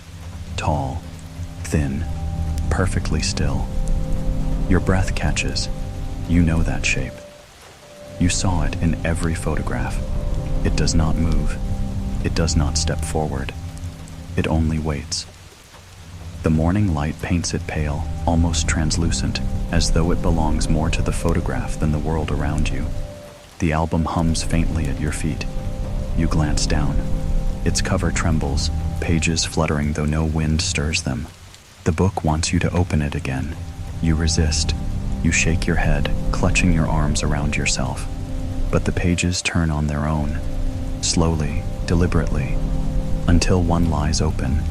You see yourself, not as a child, not smiling, not laughing, but here, now, sitting by the fire, album in your lap, eyes wide with fear, and behind you, The figure, closer than ever.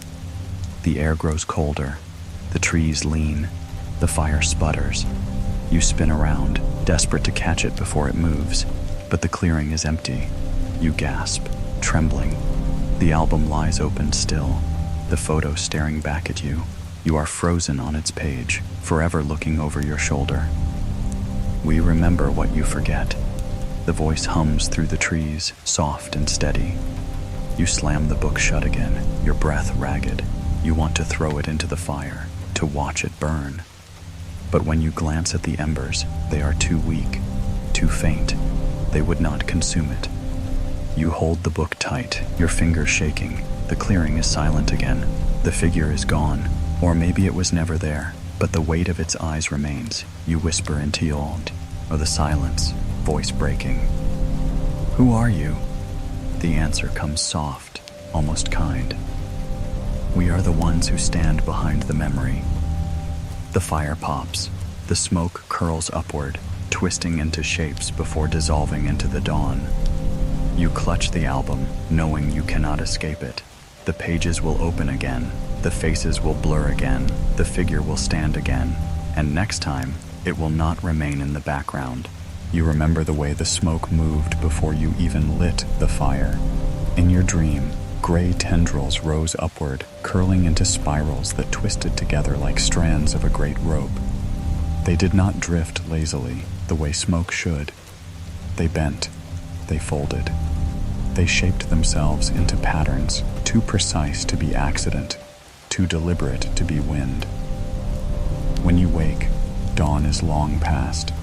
The forest hums with the ordinary life of day, birds singing, insects buzzing, leaves whispering with the breeze. But something in your chest aches, a low hum pressing outward from your bones. It demands fire, it demands smoke. You gather wood without thinking, dry sticks, fallen branches, bits of bark. You arrange them carefully, as though your hands remember a ritual older than your mind. The spark catches quickly, flames rising orange and gold. The warmth licks at your skin, soothing but hungry. The smoke begins. It climbs into the sky, thin and gray. At first, it drifts as it should, torn by the wind into soft ribbons. But then the hum in your chest sharpens, and the smoke shifts. It thickens, it twists, it spirals upward in shapes too sharp, too geometric. Circles, lines, angles, numbers. You stare, your breath shallow, as the smoke writes itself against the morning air.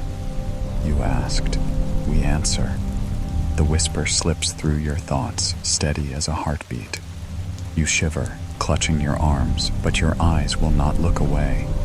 The smoke continues, folding into symbols you almost recognize, shapes you saw in dust, in scars, in the marks burned beneath your skin. The fire pops, scattering sparks. Each one rises into the smoke, glowing bright, connecting the shapes like stars into constellations. A message forms. You lean closer, whispering to yourself as though reading aloud. 7, 4, 2, 1, 9. The numbers burn in your memory. You know them. You have always known them.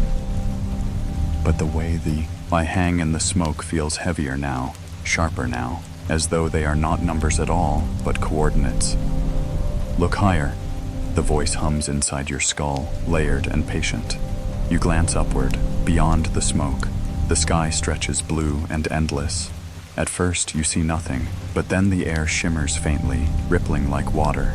And within the ripple, stars, not faint, not distant, bright, clear, impossible in the daylight. They cluster together in the same formation as the smoke, the same spiral of numbers, the same hidden map. Your stomach clenches. You whisper, a signal. The fire answers with a hiss. The smoke sharpens, curling faster, the symbols repeating, drilling themselves into your memory. You cover your ears, but the sound grows louder, static, broken tones, like a radio straining to tune.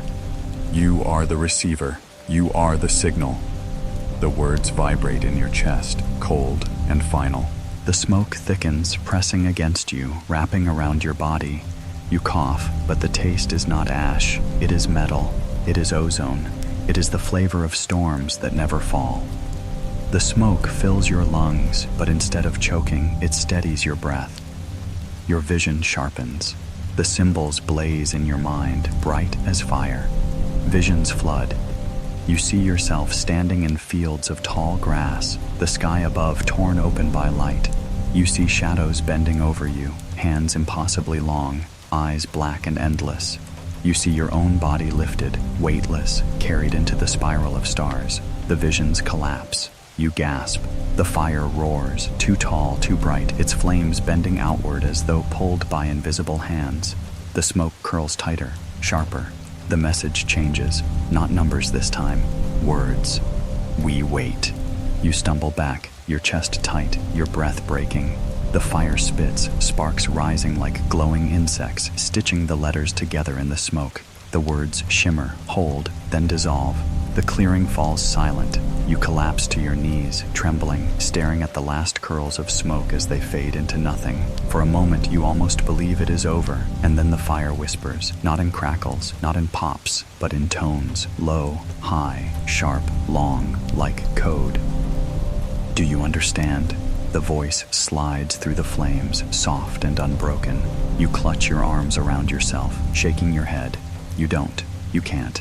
But the hum in your bones says otherwise. The fire flares again, golden sparks twisting into one final shape in the smoke. A circle. Within it, an eye. It stares down at you, heavy and endless, until the smoke collapses into ash. You fall forward, your hands pressing into the dirt, your chest heaving. The fire steadies, ordinary once more. Thin gray ribbons of smoke drift lazily into the sky. No shapes, no numbers, no eyes. The clearing feels normal again, too normal.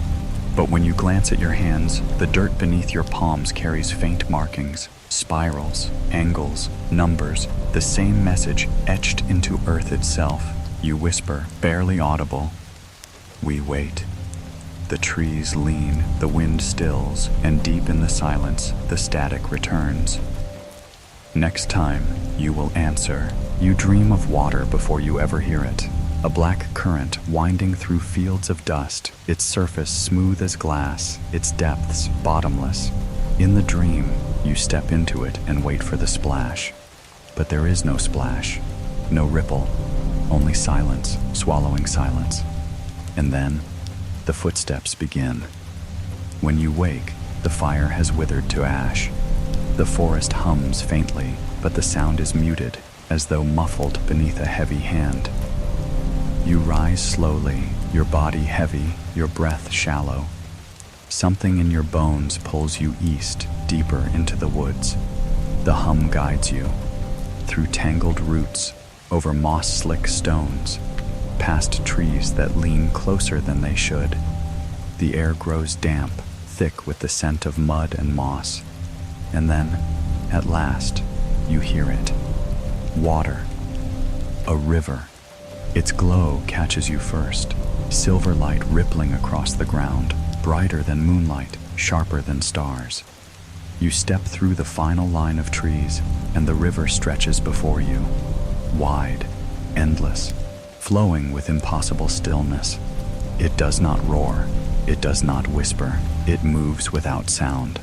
The current is fast. You see the drift of leaves, the pull of sticks, but the water makes no noise, not a splash, not a ripple, only silence. You step closer, your chest tight. The earth is soft at the bank, damp with dew. You kneel, reaching toward the current. Your fingers hover above it, trembling. The water glitters, silver as molten glass. And then, faintly, you hear them. Footsteps. Not behind you, not across the bank, in the water. You freeze, your hand still hovering. The footsteps are light, delicate, like bare feet pressing into wet stone. They move in rhythm, slow and patient, as though dozens, no, hundreds, are walking together in silence. But the surface does not break. You lean closer, your breath sharp, your reflection trembling across the silver current.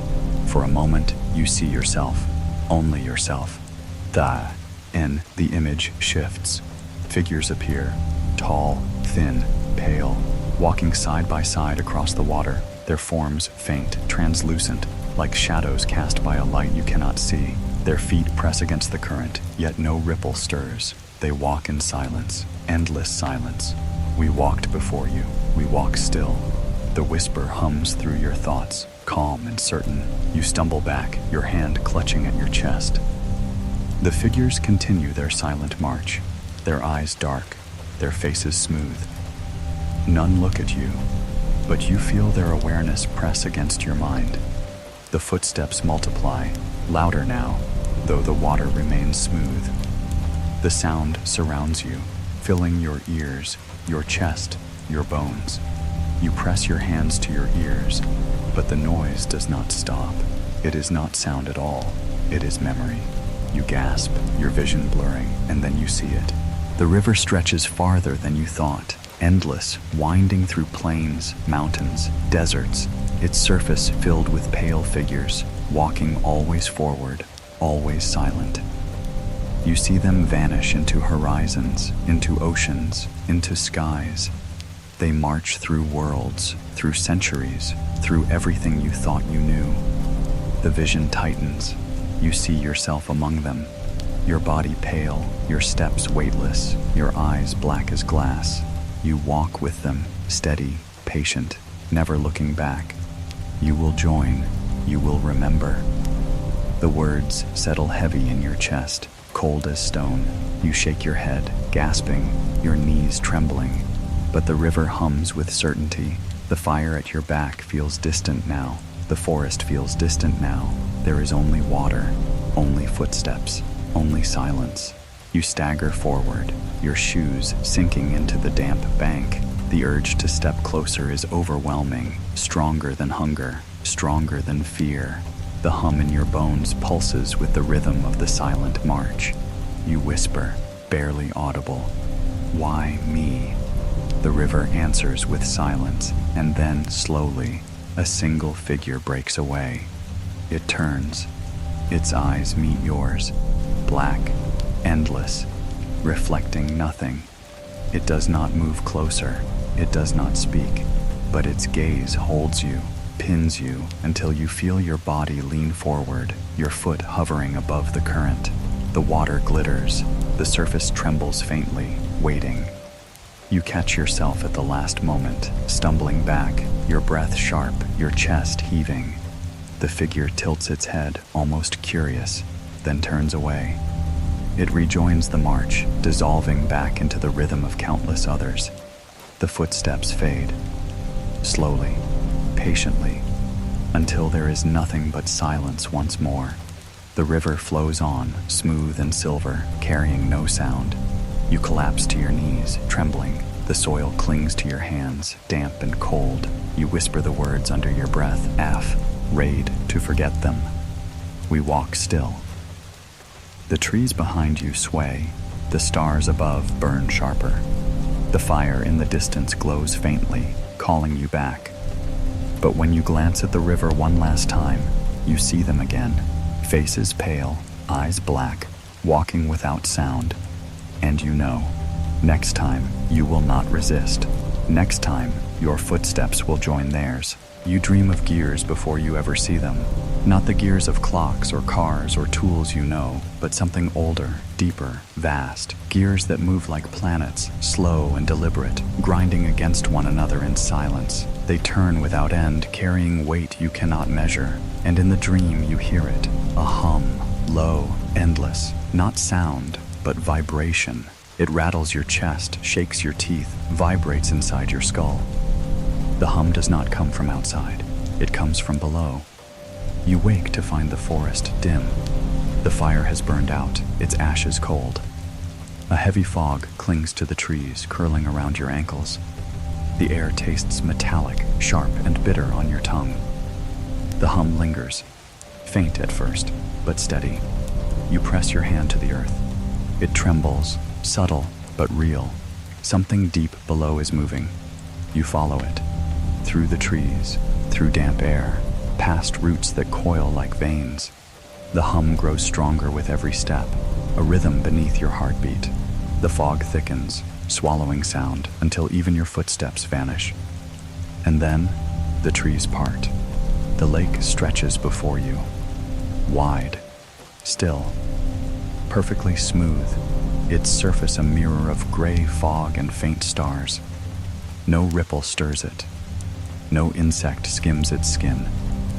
It lies too quiet, too heavy, as though waiting. You step to the edge, your shoes sinking into soft mud.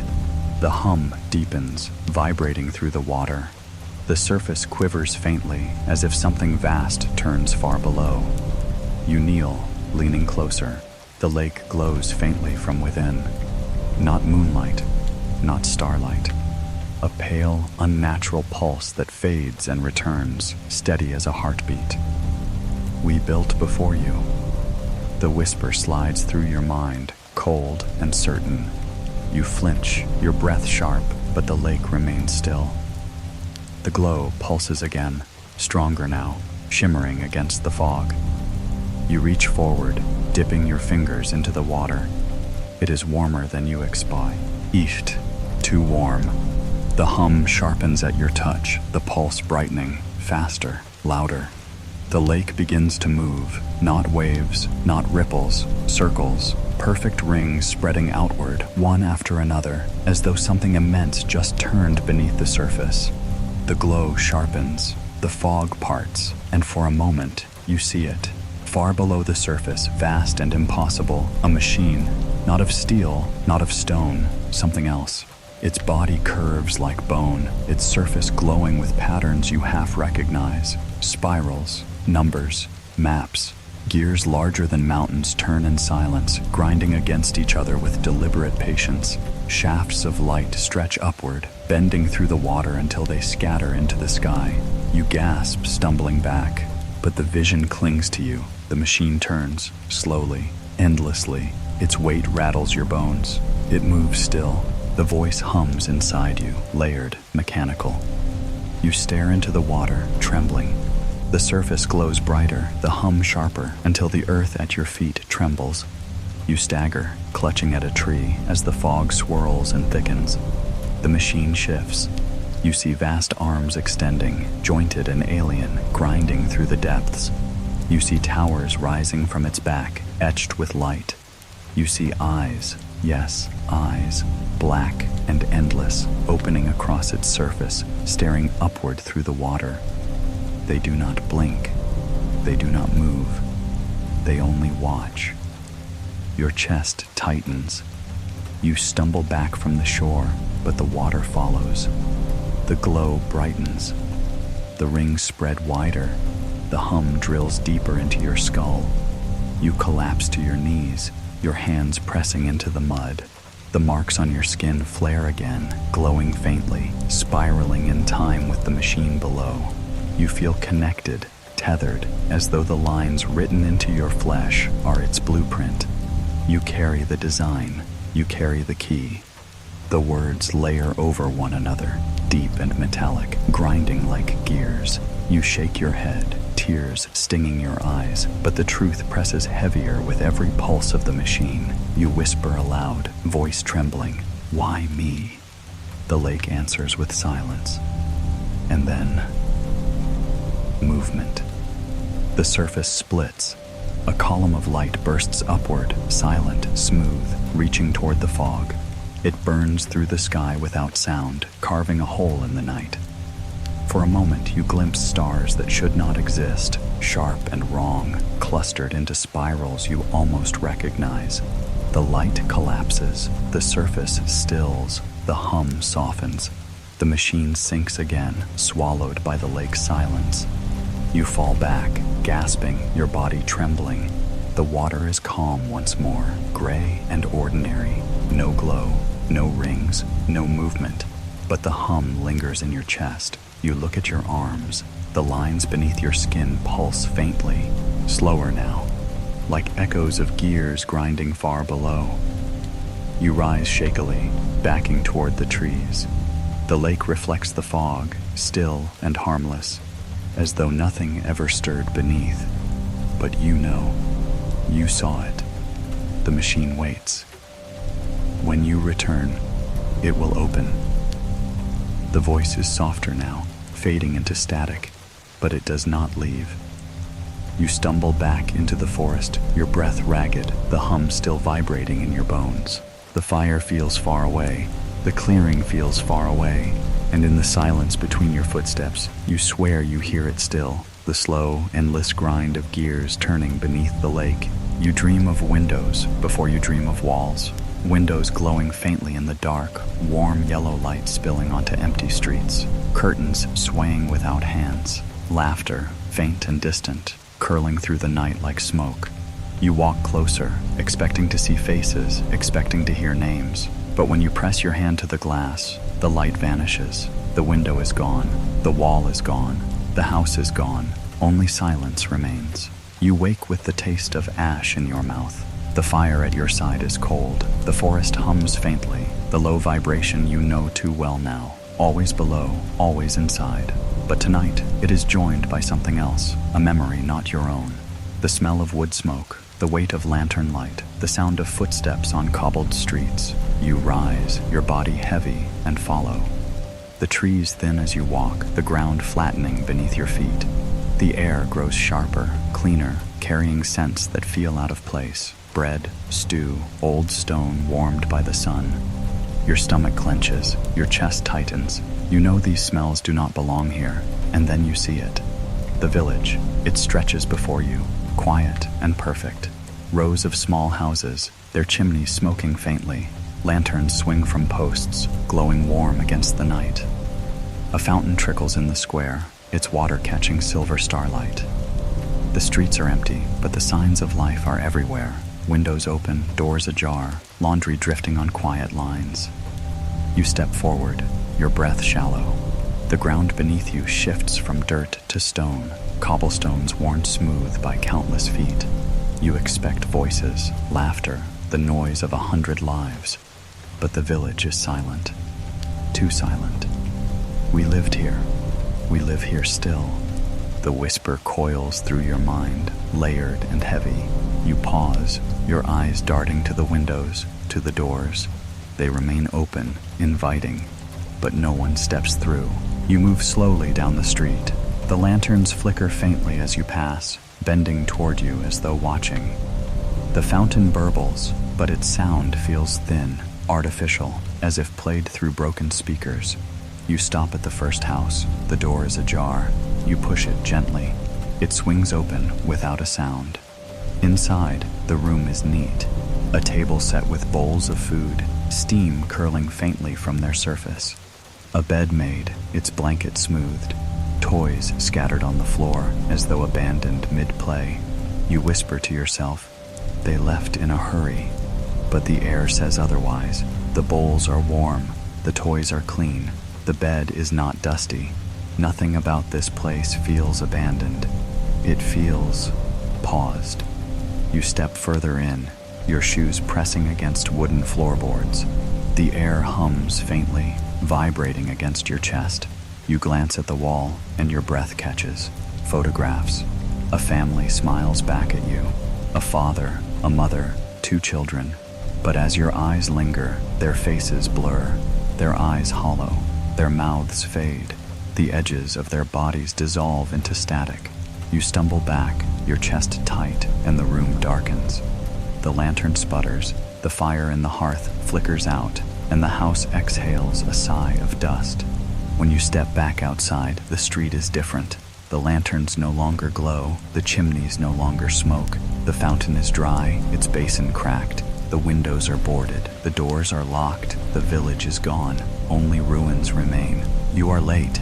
The voice presses into your skull, heavier now, sharper now. You spin, searching for the source, but no one is there. Only shadows stretch along the stone.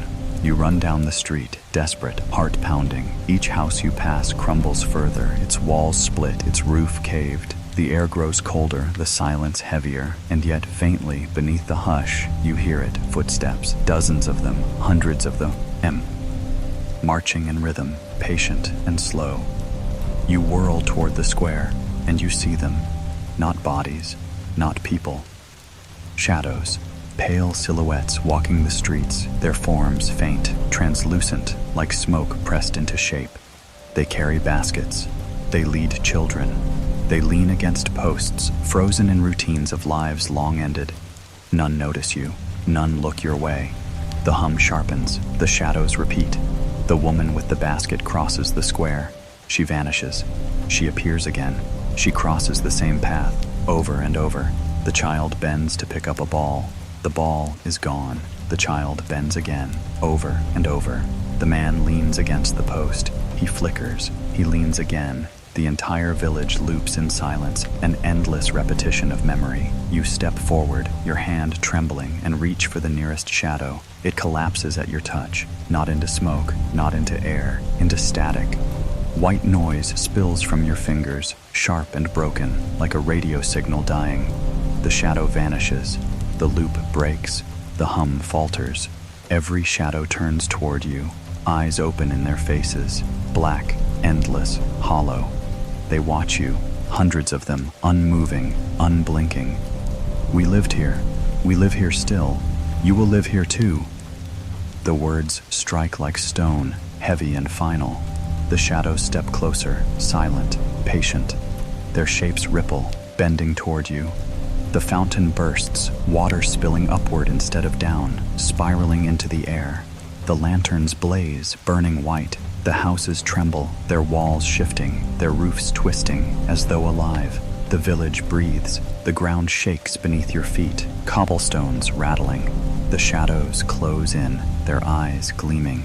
The hum in your chest syncs with theirs, beating as one. You stagger back, desperate for escape, but the street twists. The houses stretch taller, their windows multiplying. Doors slam shut all around you. The village folds inward, pulling you deeper, trapping you in its endless loop. You close your eyes, whispering aloud, "It's not real, it's not real." But the hum answers, "It is memory, and memory is forever." The ground collapses beneath you. Darkness swallows the village. When you open your eyes again, you are back at the fire. The clearing is silent. The trees sway gently. The stars glitter above. The village is gone, but when you glance at your hands, dust clings to them. Old, gray, heavy with age. The dust of cobblestones, the dust of walls. You whisper to yourself, trembling, "I was there." And faintly, at the edge of the trees, you hear footsteps. You dream of being seen.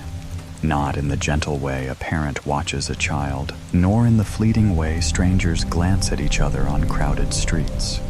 You dream of a gaze too heavy, too endless, too patient, a gaze that does not blink, does not waver, does not leave. You do not remember when it began, only that it has always been there. When you wake, your skin is cold, the fire is gone, nothing left but a black circle of ash. The trees loom taller tonight, their branches curling overhead like ribs. The stars burn sharp above, scattered like shards of glass. And you feel it again, the gaze. It presses against you, though no one is here. You glance at the trees, at the shadows, at the ground. Nothing stirs, nothing moves. But the weight of that unseen eye clings to your chest. You rise slowly, your breath trembling. The clearing feels smaller now, boxed in, as though the gaze itself is reshaping the space around you. You whisper into the silence, "Who's there?" No answer, only stillness. And then, faintly, the static returns. "We are here when you forget." The words slither through your thoughts, sharp and cold. You spin, searching, but there is nothing. Only trees, only stars, only silence. But the gaze does not fade. You step into the forest, desperate to escape. The branches creak as you pass, bending toward you. The air grows heavier, damp and metallic. The hum in your chest rises again, syncing with your pulse. And then you see it. Not in front of you, not behind you.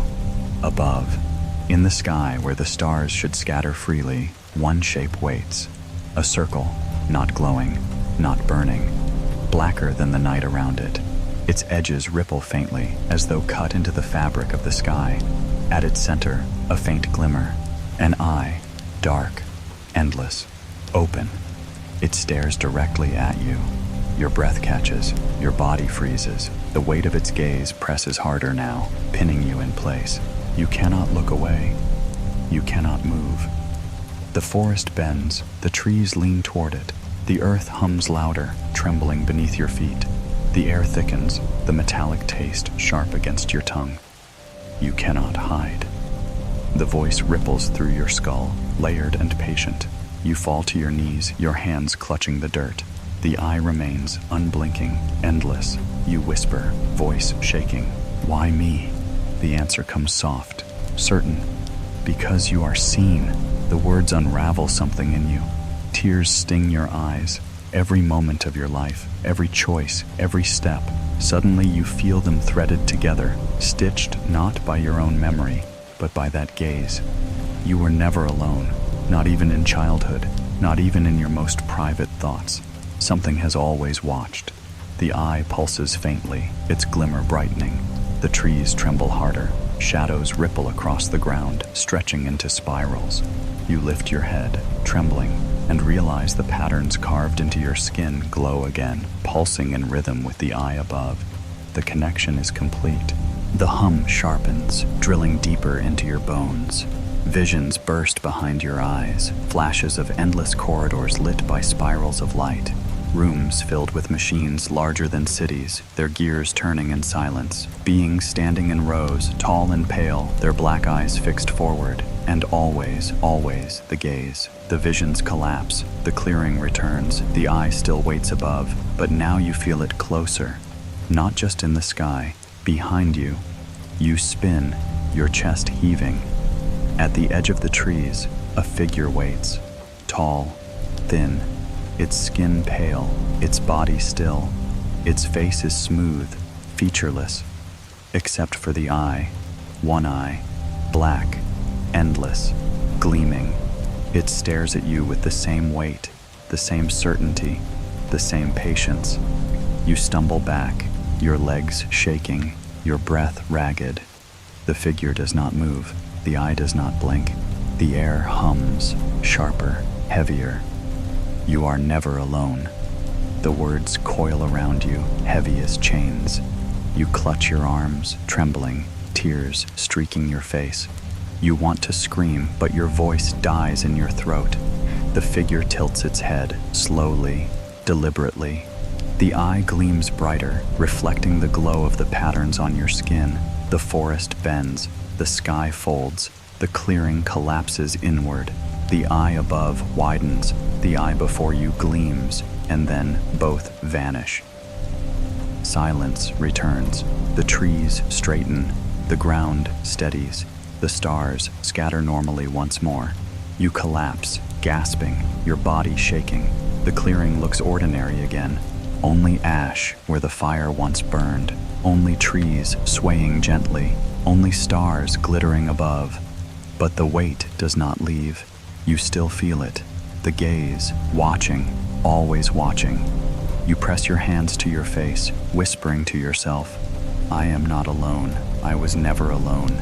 The static hums faintly, curling through your mind like smoke. And you never will be. You dream of embers before you open your eyes, tiny sparks drifting in slow arcs, like fireflies that forgot how to glow. You dream of their crackle, their brief lives in the air, their soft hiss as they vanish into darkness. In the dream, you try to catch one, but your hands close on nothing. When you open your palms, there is only ash.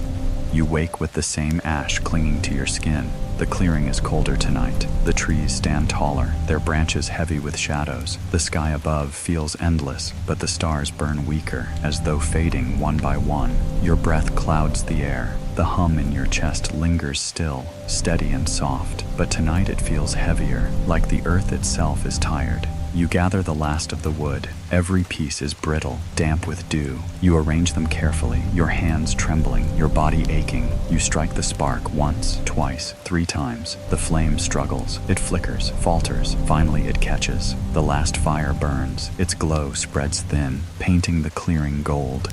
Its warmth brushes your face, but only faintly, as though already preparing to leave. You lean closer, cupping your hands to shield it from the wind, and you feel it then. The eyes, not one, not many, all. Every gaze you have felt in every chapter of your journey. The children of glass, the pale figures in the river, the shadows in the village, the eye above the sky. They are all here. They are all watching. Not from the trees, not from the stars, but from the fire itself. The flames bend as though filled with faces. For a heartbeat, you glimpse them. Smooth skin, black eyes, expressionless. Their forms curl in the sparks, in the smoke, in the twisting heat. We wait for the last flame. The whisper rises not from your mind but from the fire. It crackles the words into the air, every snap of ember another syllable. You lean closer, your chest tight, your breath shallow. The smoke drifts upward, slower than it should. It curls in deliberate spirals, spelling shapes you know, numbers, maps, the same signal you've seen in dust and sky and water. But tonight, the patterns are sharper, final. When it dies, you open. Your body trembles. You pull the blanket tighter, staring into the flames. They sway gently, hypnotic, their rhythm syncing with your heartbeat. For a moment, you feel calm, almost safe, almost home. But then the silence grows. It creeps in at the edges of the fire's crackle. First the insects stop, then the trees hush, then even the wind falters. The fire burns, but no sound comes. You lean closer, desperate, cupping your hands around the flame. But the silence seeps deeper. Your breath makes no noise. Your heart makes no noise. Even your thoughts feel muffled, as though wrapped in cotton. Only the fire moves. Its flames curl higher, twisting into shapes too precise to be accident. Circles, spirals, an eye. The eye stares back at you from the flame itself, endless and black, painted in heat. We have always watched your fire, every spark, every ember. This is the last. The words coil in your chest, heavy and calm. The flames waver. The wood groans. The light flickers. You whisper, your voice fragile in the silence. What happens when it's gone? The answer comes soft, certain. Silence. And then we speak. The fire pops, scattering sparks. For a heartbeat you hear sound again, but the sparks rise too slowly, bending together in the smoke. They form figures, pale children, hollow villagers, the stranger with your eyes, all of them gathered, waiting. The sparks fade. The silence returns. You clutch your knees, trembling, rocking slightly toward the heat. The fire is smaller now. Its light shrinks, its warmth weaker. Shadows stretch longer across the clearing, bending toward you, pressing closer. You feel, though, am not outside, inside. The hum in your chest grows sharper, syncing with the dying rhythm of the fire. Each flicker is another heartbeat. Each ember is another breath. You realize with cold certainty that when the fire goes out, something inside you will go with it. Do not fear the silence. It is the doorway. The whisper soothes, soft as a lullaby. You shake your head, tears burning your eyes, but the fire agrees. Its flames sway gently, as though nodding. You whisper, "Doorway to what?" The silence holds the answer. The fire shrinks further. A single log glows faintly, splitting, collapsing inward. The flames lick weaker, smaller. Your pulse races. You lean closer, desperate to keep it alive. You blow gently, coaxing the embers. For a moment, the fire flares again, golden and warm. You smile, breath trembling with relief. But then it bends. The flame twists into a spiral, curling upward. At its center, the eye returns, sharper, darker, gleaming through the heat. We wait in the silence. The last log collapses. The flame sputters, the light dims. You fall to your knees, your hands hovering above the embers, desperate to hold them, to keep them alive. But the warmth fades between your fingers. The glow collapses to ash. Darkness swallows the clearing. Silence swallows the world. You do not hear your breath. You do not hear your heart. You do not hear the hum. Only stillness. You are alone. And then, the whisper returns. Not faint, not distant, close. Now we begin. You dream of cracks before you hear them. Hairline fractures running across the night sky, faint at first like scratches on glass. They spread in silence, glowing faintly, until the heavens themselves split apart. Through the cracks you glimpse light, not starlight, not moonlight, something older, something waiting. You wake with your heart already trembling. The clearing lies in darkness. The fire is gone. The silence remains. The hum in your chest pulses faintly, steady as breath, steady as time. The air is heavy, metallic, sharp against your tongue. You know before you lift your head that tonight will not be ordinary. You look upward. The sky is wrong. The stars seem too bright, their patterns sharper, their positions slightly shifted. The moon glows faintly, but its light feels thin, pale, like paper stretched too far. And then you see it, the first crack. It cuts across the stars like lightning, frozen in place. You blink, your breath shallow. The crack glows faintly, white at the edges, shimmering like broken glass. It does not fade. It spreads. Another joins it. Then another. The night sky fractures slowly, carefully, as though peeling itself apart. The hum in your chest deepens. The earth trembles faintly beneath you. The trees lean inward, their branches rattling though no wind stirs. The silence grows sharper, heavier, as though waiting for something vast. Do not fear. This is the doorway. The voice slides into your thoughts, soft and certain. You clutch your arms, trembling, eyes fixed upward. The cracks widen, crossing each other, forming spirals, forming symbols, shapes you have seen in dust, in smoke, in scars. The sky itself becomes a map. You whisper aloud, barely audible. The map beneath my skin. The cracks pulse an answer. The silence shatters. A sound pours through the fractures. Not thunder, not wind, but static. Broken, layered tones like a thief's. Osand voices trying to speak at once. They whisper in rhythm, overlapping into a single phrase. We return, we return, we return. Your chest tightens. You fall to your knees, clutching the dirt, tears stinging your eyes. The sky groans above, its fractures glowing brighter, tearing wider. Shards of night peel away, drifting downward like falling glass. Behind them, light, not white, not gold, black. A vast black that glows, impossible and endless, heavier than shadow, brighter than fire. The stars vanish into it. The moon dissolves into it. The sky opens wider and wider until only the black remains. And from that black, shapes emerge. You see them. Not stars, not planets. Machines, beings, vessels. Their outlines curve like bone. Their surfaces etched with spirals and numbers. They drift slowly, deliberately, across the vast black, their eyes glowing faintly. They are not arriving. They were always there. The sky was only hiding them. The static sharpens. The voices rise. We were above you always. You looked, but did not see. You stagger, your breath ragged, your eyes locked upward. The beings move in silence, their limbs stretching, their forms bending. Some are as small as shadows, flickering like sparks. Others stretch endlessly, larger than mountains, their weight pressing against your chest. The earth trembles harder. The hum drills deeper into your bones. Your skin glows faintly, the lines beneath it pulsing brighter, sinking with the spirals in the sky. You realize the truth. The map is not only on you. You are part of the map. The cracks widen further. The last of the stars vanish.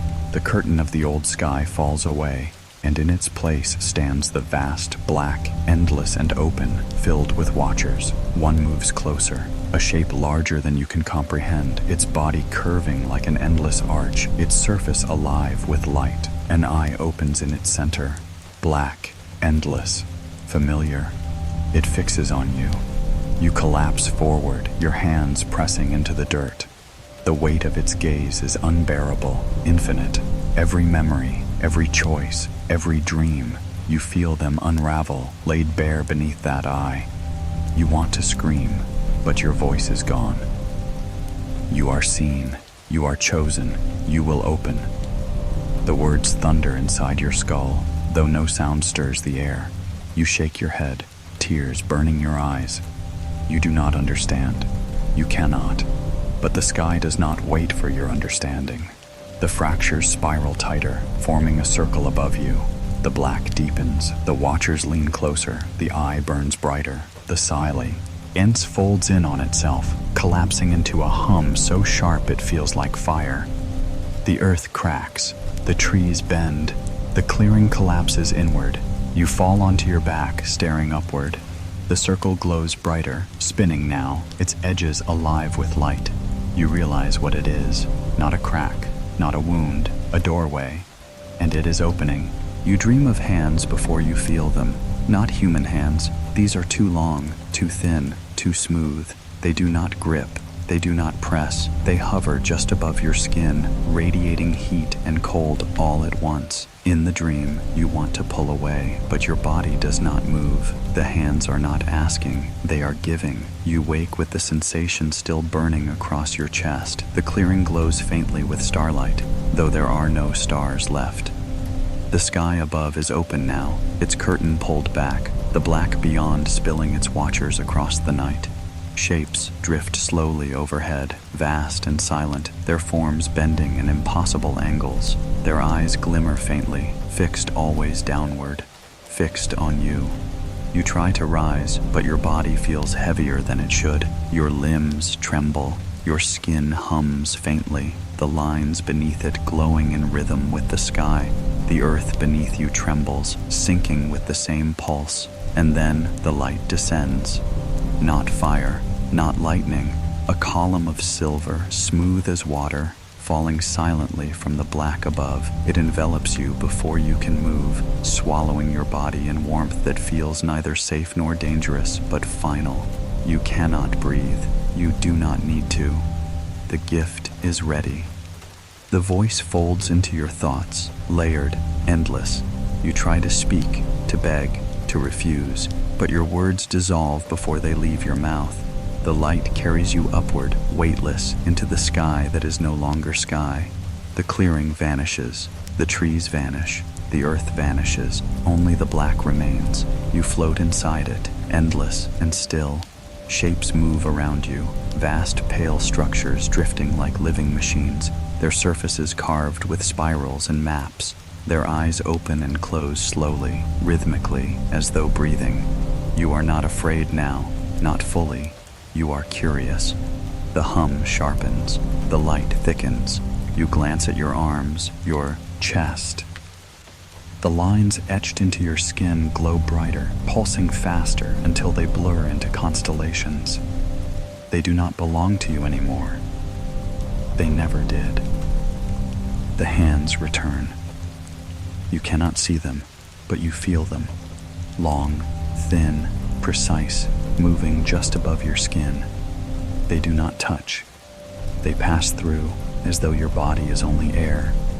Heat floods your chest, then cold, then something else. Something heavy, pressing outward as though the space inside you has grown too small. You carry us now. The words strike like a drumbeat. You gasp, but the sound dies inside the light. Visions bloom. You see cities that never existed, towers taller than mountains, spirals glowing against black skies.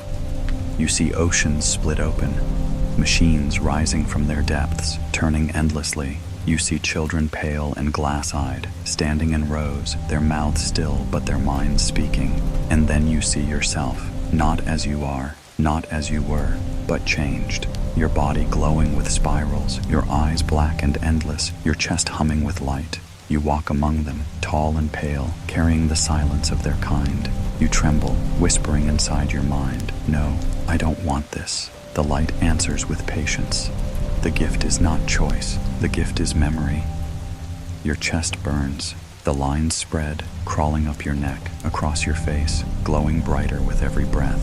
You feel the patterns etching themselves deeper, threading through veins, stitching into bone. You cry out in silence, your voice lost in the column of light. But beneath the pain, something else rises. Knowledge. Fragments stitching themselves into your thoughts. Numbers you never learned, words you never spoke, maps you never saw. You understand the rhythm of their hum, the weight of their silence, the spiral of their path. You understand that you are no longer separate. The light flares brighter, the hands press deeper. We are within you now. The words echo like bells, endless and heavy, and then it ends. The light collapses, folding upward into the black. The hum fades to silence. The watchers drift back into the distance, their eyes closing one by one. You fall, through black, through silence, through the memory of everything you just saw. You land hard, the earth cold beneath your hands. The clearing returns, the trees sway. The fire pit lies cold, its ashes pale. The sky looks ordinary again, stars scattered, the moon glowing faintly, as though nothing ever opened, as though nothing ever descended. But you know better. You feel it in your chest. The hum remains. Your arms still glow faintly, spirals dim but present. Your eyes ache, heavy, as though carrying something more than sight. You whisper, trembling, "What did you give me?" The silence answers, and then faintly, a whisper curls inside your skull. You will know when you begin to change. You sit by the ashes, trembling, pulling the blanket around your shoulders. The forest feels ordinary, safe even, but the weight inside you does not fade. The gift is there, the gift you never asked for, the gift you cannot return. You dream of voices before you wake, not the broken static you have heard so many nights, not the whispers pressing from above or below. These voices are softer, almost human, yet distant, like a chorus drifting through endless halls. You cannot hear the words, only the rhythm. Steady, patient, eternal. When your eyes open, the forest feels different. It is not the clearing you knew. The fire pit is gone. The ashes are gone. The trees stand taller, their trunks blacker, their branches bent like arms folded across the sky. The ground hums faintly beneath you, carrying a rhythm older than your breath. You rise slowly, your body aching, your skin glowing faintly with the spirals carved deep beneath. The air tastes of smoke, though no fire burns. The silence is not empty. It is full, heavy, waiting. And then you realize it.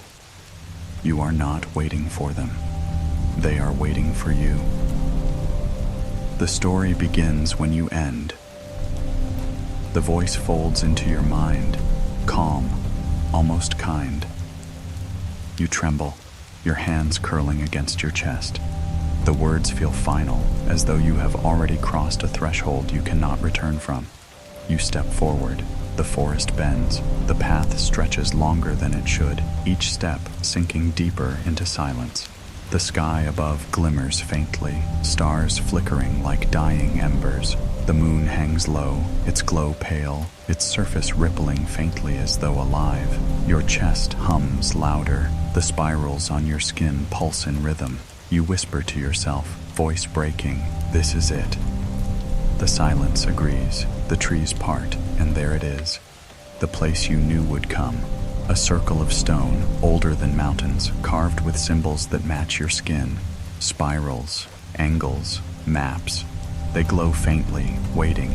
In the center, a pool of water reflects not the sky, not the trees, but blackness, endless and alive. You step to its edge, your knees trembling. The water hums faintly, vibrating while join. Hit the rhythm in your chest. You lean closer and see your reflection. Not you. Not anymore. Your eyes are darker now, endless. Your skin glows with spirals. Your mouth does not move, yet your reflection whispers. You are not the story. You are the page. You stumble back, shaking your head, but the truth presses heavier. The water ripples, its surface bending into visions. You see yourself as a child, standing at the edge of sleep, watching shadows at your window. You see yourself as you are now, kneeling in the clearing, staring upward as the sky cracked apart. And you see yourself beyond this moment, your body dissolving into spirals, your memory carried forward by something greater. The visions collapse, the pool stills, you fall to your knees, whispering, "I don't want this." The silence answers, "The story was never yours to want." The pool glows brighter, the stones hum louder, the spirals on your skin burn, threading together into one final pattern. You cry out in silence, your body shaking, but the glow swallows you whole. Visions return, not of you, not of now, of others. You see villages centuries ago, their fires crackling, their skies filled with the same watchers. You see children marked with spirals, their eyes dark, their voices whispering in unison. You see strangers centuries from now, wandering forests not yet grown, staring upward as the sky opens again. You see them all, every chosen one, every carrier, every page in the story. You realize then, this is not about you. It never was. You are one thread in a fabric that began before your birth and will stretch long after your death. The gift inside you is not a possession. It is memory. It is transmission. It is survival. You will fade. The story will not. The words echo inside your skull until you cannot tell if they are thought or sound. You clutch your chest, your heart racing, your breath breaking. The glow presses harder. The spirals tighten. And then it happens. Your body dissolves. Not with pain, not with fear, with silence. The spirals peel from your skin, rising like smoke, curling upward into the sky. Your bones hum, your breath hums, your mind hums, until you are no longer flesh, but rhythm. You scatter into the air, your memory pressed into the fabric of silence itself. The pool ripples, the stones pulse, the forest leans, the story continues. Somewhere, a child will dream of shadows. Somewhere, a traveler will hear static in the wind. Somewhere, a stranger will look at the sky and see cracks, and they will not know it yet, but it will be your memory whispering, your fire, your silence, your gift. You are gone, but the story breathes.